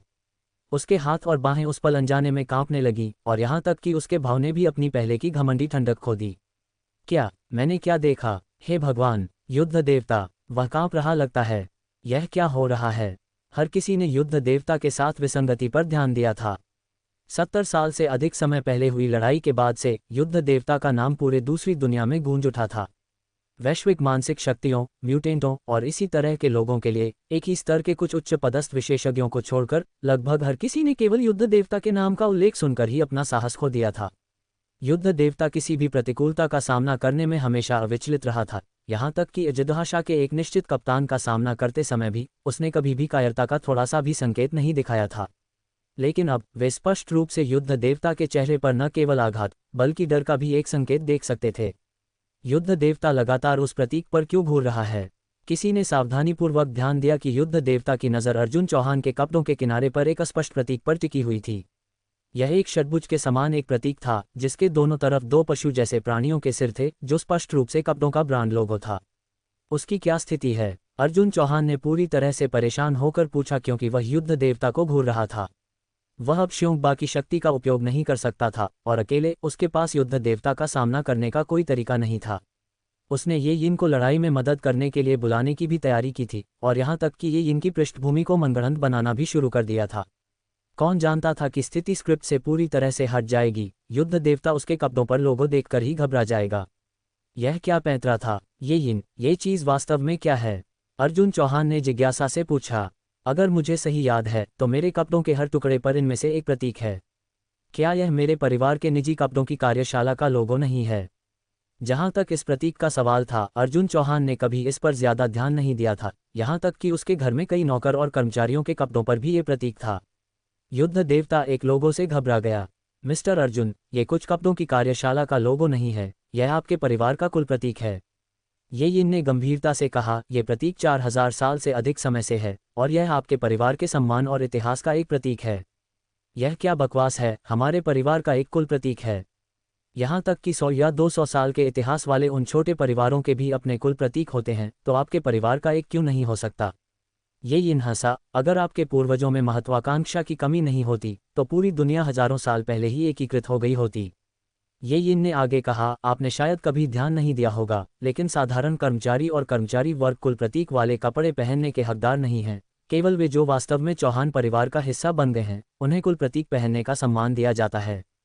कुल प्रतीक भी पद में भिन्न होते हैं। मिस्टर अर्जुन, आप चौहान परिवार के एक सीधे वंशज होने के कारण आपका सबसे उच्च श्रेणी का है। दो पशु सिरों का उपयोग भी परिवार की वंशावली में निर्दिष्ट सबसे उच्च पद है। अन्य इन पशु सिरों का उपयोग करने के हकदार नहीं हैं। ठीक है, ये वास्तव में कुछ है। अर्जुन चौहान का ध्यान युद्ध देवता पर वापस चला गया। क्या वह मेरे परिवार के कुल प्रतीक को पहचान सकता है? लेकिन अगर वह इसे पहचानता भी है तो इस तरह से डरने की कोई ज़रूरत नहीं है ना? जहां तक युद्ध देवता के युग के मामलों का सवाल है, मैं वास्तव में नहीं जानता। कृपया एक पल प्रतीक्षा करें, मैं मिस होंगी से इसकी जांच करवाऊंगा। यिन वहुई ने वास्तव में प्रतीक को पहचाना था। एक याद जो 70 साल से अधिक समय से दफन थी, अचानक उसके दिमाग से उभर गई। उस दिन हुआशिया के भविष्य का निर्धारण किया गया था। यिन वहुई और मेंग तियानहे, अजदहाशा के वर्तमान कप्तान, ने दूसरी दुनिया के शक्तिशाली राष्ट्रों के 16 विशेषज्ञों को चुनौती दी थी। उस समय उनमें से एक पौराणिक क्षेत्र लेवल 7 प्राचीन मार्शल कलाकार था और दूसरा लेवल 7 ईश्वर श्रेणी की मानसिक शक्ति था, जो उस समय हुआशिया की सबसे उच्च लड़ाई की शक्ति का प्रतिनिधित्व कर रहा था। हालांकि उनके प्रतिद्वंद्वी कम भयानक नहीं थे। इन 16 दुश्मनों में से 12 उनके समान स्तर के उच्च पदस्थ विशेषज्ञ थे और शेष 4 केवल थोड़े कमजोर थे। ये हुआशिया का आखिरी मौका था। अगर यह एक पर एक होता तो उन्हें विश्वास था कि वे किसी से नहीं हारेंगे, लेकिन 2 के मुकाबले 16 उनकी हार केवल समय की बात थी। उन्होंने बचने की संभावना पर भी विचार नहीं किया था। वास्तव में वह लड़ाई उन दोनों द्वारा शुरू नहीं की गई थी, बल्कि प्रमुख शक्तियों के 16 अति शक्तिशाली व्यक्तियों द्वारा हुआशिया के लिए एक अंतिम अवसर के रूप में की गई थी। अगर हुआशिया के लोग जीतते तो वे हुआशिया को छोड़ देंगे, लेकिन अगर वे दोनों हार जाते तो ये 5000 साल पुरानी सभ्यता पूरी तरह से डूब जाएगी। तो इस युद्ध में पीछे हटने के लिए कोई जगह नहीं थी। लड़ाई बेहद क्रूर थी। बस शुरुआत में यिन वहुई और मेंग तियानहे गंभीर रूप से घायल हो गए थे, लेकिन साथ में उन्होंने एक हताश प्रहार किया जिसने तुरंत उन 4 लेवल 6 शिखर दिव्य तकनीशियन मानसिक शक्ति उपयोगकर्ताओं और सुपर म्यूटेंटों को मार डाला। लेकिन सिर्फ इस एक टकराव से उन्होंने लगभग अपनी सारी गतिशीलता खो दी। यिन वहुई की छाती की हड्डी एक सुपर मानसिक शक्ति द्वारा बिखेर दी गई थी जो यूरोप से था, जिसे थोर के रूप में जाना जाता था, और शक्तिशाली विद्युत प्रवाह ने उसके पूरे शरीर को लकवाग्रस्त कर दिया। मेंग तियानहे को एक लेवल 4 हथियार से छेदा गया था, जो पश्चिम से एक पौराणिक हथियार आर्किनस का भाला था। इस भाले में एक प्रकार की ऊर्जा थी जिसने जीवन शक्ति को खा लिया। अगर ये तथ्य नहीं होता कि एक दिव्य तकनीशियन मानसिक शक्ति की जीवन शक्ति बेहद लचीली थी, तो वह भाले के उसके शरीर में प्रवेश करने के कुछ ही सेकंड के भीतर मर गया होता। हालांकि प्रमुख शक्तियों से उन 12 सुपर कुलीन सेनानियों को ज्यादा से ज्यादा कुछ मामूली चोटें लगीं और लड़ाई लगभग संदेह से रहित लग रही थी। लेकिन जिसकी उन्होंने उम्मीद नहीं की थी वह उनके लड़ाई के मैदान में प्रवेश करने वाला एक अवांछित अतिथि था, एक सुंदर विशेषताओं वाला आदमी जो स्पष्ट रूप से हुआशिया से था, एक मोटी डाउन जैकेट में पहना हुआ, चश्मा पहने हुए और एक स्नोबोर्ड पर खड़ा था जैसे कि वह हिमालय में स्कीइंग कर रहा हो। इस दृश्य ने उन्हें पूरी तरह से भ्रमित कर दिया। हालांकि वे माउंट एवरेस्ट पर नहीं लड़ रहे थे, यह क्षेत्र अभी भी 6000 मीटर से अधिक की ऊंचाई पर था। कौन अपने सही दिमाग में वहां स्कीइंग करेगा? ऐसे आदिम तकनीकी उपकरण वाले युग में एक साधारण व्यक्ति के लिए ऐसी ऊंचाइयों पर चढ़ना पर्याप्त रूप से अवांछनीय था। अकेले स्कीइंग करना, वह मौत को दावत दे रहा था। कौन जानता था कि यह हुआशियाई आदमी अपना स्की मास्क उतार देगा और बददुआ देना शुरू कर देगा, ये कहते हुए कि उनकी लड़ाई ने एक हिमस्खलन को ट्रिगर किया था, पूरी तरह से उस स्कीइंग क्षेत्र को बर्बाद कर दिया था जिसे वह दिनों से खोज रहा था और उन्हें तुरंत चले जाने के लिए कह रहा था। जर्मनी से एक सुपर मानसिक शक्ति ने मौके पर ही कार्रवाई की, क्योंकि उनकी आंखों में एक साधारण हुआशियाई व्यक्ति को मारना एक चिकन को मारने से अलग नहीं था। इस जर्मन सुपर मानसिक शक्ति को बर्फ और हिम का राजा के रूप में जाना जाता था, जो बर्फ और हिम की अलौकिक क्षमताओं में विशेषज्ञता रखता था, इतनी मजबूत क्षमताओं के साथ कि एकमात्र सोच हजारों मील को जमा कर सकती थी, सब कुछ बर्फ की मूर्तियों में बदल सकती थी। हालांकि इस युवा आदमी के सामने उसकी क्षमताएं पूरी तरह से विफल हो गईं, जिसके बाद एक ऐसा दृश्य था जिसे यिन वहुई अपने बाकी जीवन के लिए कभी नहीं भूलेगा। इस युवा आदमी की सिर्फ एक झलक के साथ एक विशाल बर्फ और हिम का विशालकाय जो सैकड़ों फुट लंबा था, पहाड़ की ढलान से उठा और एक ही प्रहार के साथ इस तथाकथित बर्फ और हिम का राजा को पिसे हुए मांस के एक ढेर में बदल दिया। बर्फ और हिम का राजा कौन था? एक लेवल 7 सुपर मानसिक शक्ति, सुपर मानसिक शक्तियों के बीच एक शक्तिशाली बल के रूप में विश्व स्तर पर प्रसिद्ध, फिर भी उसे एक अज्ञात युवा आदमी की सिर्फ एक झलक से मार दिया गया था। क्या वह तुम्हें डराता नहीं? पश्चिमी शक्तियों से दिव्य तकनीशियन मानसिक शक्तियों और सुपर म्यूटेंटों के समूह ने मान लिया कि यह युवा आदमी हुआशिया से एक उच्च स्तरीय सुदृढ़ीकरण था और उन्होंने उस पर एक साथ एक भयंकर हमला शुरू कर दिया। लेकिन युवा आदमी ने सिर्फ एक ठंडी हंसी दी। एक सुनहरी भ्रामक तलवार सैकड़ों फुट लंबी आकाश से उतरी, लगभग पूरी पर्वतमाला को दो में बांट दिया और यहाँ तक कि भूवैज्ञानिक उत्थान ने एक और विशाल चोटी बनाई। जहाँ तक म्यूटेंटों और मानसिक शक्तियों के समूह का सवाल था, उनकी हड्डियां भी नहीं मिल सकीं। यिन वहुई और मेंग तियानहे के लिए इस रहस्यमयी युवा आदमी का आगमन आकाश से उतरने वाले दिव्य हथियार से कम नहीं था। इन अति शक्तियों के चले जाने के साथ इन शक्तियों से अन्य दूसरी दुनिया के मनुष्यों ने लगभग कोई खतरा पैदा नहीं किया। उन्होंने युवा आदमी को पूरी घटना के बारे में सूचित किया और उसके हस्तक्षेप के लिए उसे धन्यवाद दिया, लेकिन युवा आदमी ने सिर्फ परवाह नहीं की और उन्हें जोर देकर कहा कि वे किसी को न बताएं कि वह इसके लिए जिम्मेदार था, इससे पहले कि वह चला गया। उनके बीच कुछ चर्चा के बाद उन्होंने आखिरकार इस रहस्यमय युवा आदमी की पहचान को एक रहस्य रखने का फैसला किया, सभी घटनाओं को खुद पर लेते हुए। युवा आदमी ने अपना नाम नहीं छोड़ा और उसका चेहरा बर्फ से ढका हुआ था, जिसने इसे स्पष्ट रूप से देखना मुश्किल बना दिया। केवल एक चीज जो उन्हें याद थी, वह उसके कपड़ों पर प्रतीक था। 70 साल से अधिक समय बीत गया, यिन वहुई एक युद्ध देवता बन गया और उस घटना और उस व्यक्ति के बारे में लगभग भूल गया था। उस महान लड़ाई की कहानी को हजारों बार बताया गया था और अचेतन रूप से वे खुद कहानी के नायक बन गए थे। आज वह प्रतीक एक बार फिर दिखाई दिया। मिस्टर अर्जुन, सामान्य स्थिति यह है, इस समय ये यिन ने होंगी द्वारा वापस भेजी गई जानकारी भी अर्जुन चौहान को दी। घटना खुद बल्कि सरल थी। वह युवा आदमी जो सालों पहले हिमालय में स्कीइंग करते हुए दिखाई दिया था, वह अर्जुन चौहान के परदादा अविनाश चौहान थे। अविनाश चौहान सिर्फ स्कीइंग के लिए एक उपयुक्त ढलान ढूंढना चाहता था, लेकिन जैसे ही उसे एक अच्छी ढलान मिली, उन लोगों ने लड़ाई शुरू कर दी। लड़ाई के कोलाहल ने एक हिमस्खलन को ट्रिगर किया जिसने खून से सना हुआ ढलान नष्ट कर दिया। पहले से ही भड़कने की आदत वाले एक स्वभाव के साथ अविनाश चौहान का मानना था कि सहनशीलता से संतानहीनता होती है और पीछे हटने से किसी की वंशावली का अंत होता है। वह सीधे वहीं लड़ाई के मैदान में तूफान की तरह गया। उसका वास्तव में इरादा सिर्फ लड़ाई को तोड़ने का था और वैसे इन हरामखोरों को एक सबक सिखाने का था जिन्होंने उसकी स्कीइंग में बाधा डाली। लेकिन उसके आश्चर्य के लिए उस व्यक्ति ने, जिसे बर्फ और हिम का राजा कहा जाता था, एक शब्द भी कहे बिना हमला कर दिया। कोई और विकल्प न होने पर चून की मध्यस्थता विफल रही। अविनाश चौहान ने सोचा कि वह उन सभी को मार सकता है और संयोग से देश के लिए कुछ योगदान कर सकता है। अविनाश चौहान के लिए ये सिर्फ एक मामूली बात थी, लेकिन ये यिन वहुई, पौराणिक क्षेत्र के एक लेवल 7 प्राचीन मार्शल कलाकार, और मेंग तियानहे, एक लेवल 7 कुलीन मानसिक शक्ति के लिए 70 साल तक याद में उतर गई। बेशक अर्जुन चौहान उस समय अपने परदादा की ताकत की सीमा की कल्पना मुश्किल से कर सकता था, लेकिन ये यिन ने उसे बताया कि वह अपने परदादा की एक भी उंगली का मुकाबला नहीं कर सकता था। क्या तुम वह युद्ध देवता हो जिसके बारे में वे बात करते हैं? अपने परदादा को एक पृष्ठभूमि के रूप में रखते हुए अर्जुन चौहान ने तुरंत अपनी रीढ़ को सीधा किया। इस विश्वास के साथ कि जब तक ये युद्ध देवता पार्किंसंस के अंतिम चरणों में नहीं था, वह अपनी आवाज़ उठाने की हिम्मत नहीं करेगा। अकेले उसके सामने शत्रुतापूर्ण अभिनय करना तो दूर की बात थी। मैं यिन वुई हूँ, आपके सामने श्रीमान युद्ध देवता के खिताब का दावा करने के अयोग्य हूँ। ये सिर्फ प्राचीन मार्शल आर्ट की दुनिया के लोगों द्वारा दिया गया एक खाली सम्मान है। हजारों मार्शल कलाकारों की नज़र में यिन वुई ने अर्जुन चौहान के सामने गहराई से झुका। क्या मैंने अभी अभी क्या देखा? युद्ध देवता अर्जुन चौहान के सामने झुक गया। यह क्या हो रहा है? युद्ध देवता यहाँ तक कहता है कि वह उसकी उपस्थिति में खुद को युद्ध देवता कहने की हिम्मत नहीं करता। एक पल में इन मार्शल कलाकारों का विश्वास चूर चूर हो गया। स्क्रिप्ट के अनुसार क्या युद्ध देवता को सीधे इस अज्ञानी बच्चे को एक सबक सिखाना शुरू नहीं करना चाहिए था? इस स्क्रिप्ट के साथ कुछ गड़बड़ लग रहा था। युद्ध देवता एक बेहद घमंडी आदमी था और एक खराब स्वभाव वाला भी। ऐसे समय थे जब प्राचीन मार्शल आर्ट की दुनिया में कई अत्यधिक कुशल पतित उभरे और युद्ध देवता ने कोई दया नहीं दिखाई, उन्हें एक ही झटका से मार दिया। लेकिन अर्जुन चौहान के सामने युद्ध देवता एक अच्छे व्यवहार वाले बच्चे जैसा क्यों लग रहा था, यहाँ तक कि धीमी आवाज में बात कर रहा था। युद्ध देवता, यह अज्ञानी बच्चा न केवल पूरी प्राचीन मार्शल आर्ट की दुनिया को चुनौती देता है बल्कि आपका अपमान भी करता है। कृपया युद्ध देवता, उससे निपटें। युद्ध देवता, आपको क्या हुआ है? हम युद्ध देवता से अनुरोध करते हैं कि वह कार्रवाई करे इस कलंक को प्राचीन मार्शल आर्ट की दुनिया से हटाने के लिए। क्या तुम मुझे मारने की कोशिश कर रहे हो? यिन वुई अचानक मुड़ा, उसकी आंखों से अनगिनत तलवार की किरणें निकलती हुई लग रही थीं। सिर्फ एक झलक से जमीन पर सैकड़ों मीटर लंबा एक तलवार का निशान दिखाई दिया।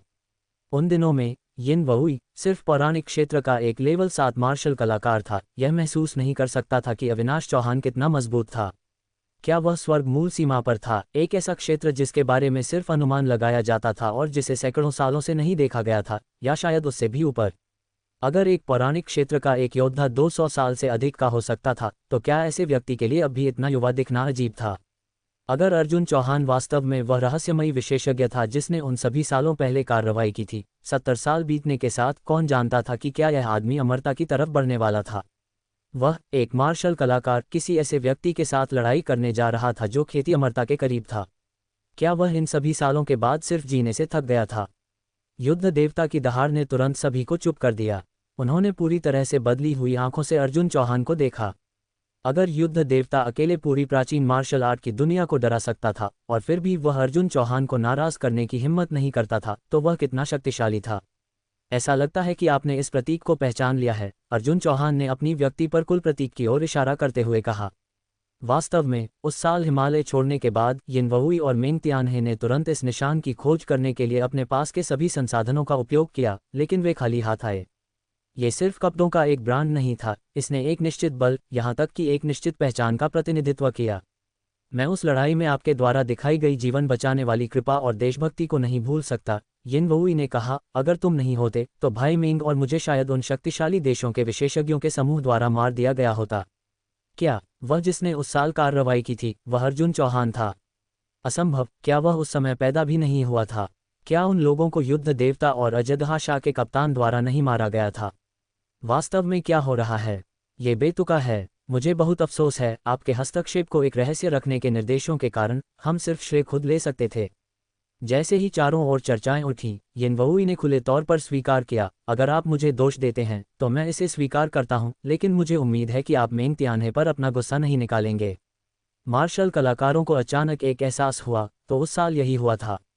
लेकिन इसका कोई मतलब नहीं था। यह अर्जुन चौहान एक दिखावा करने वाले की तरह दिखता था जो सभी दिखावटों के बारे में था। ऐसा एक महान कार्य करने के बाद वह इतना अप्रकाशित कैसे रह सकता था?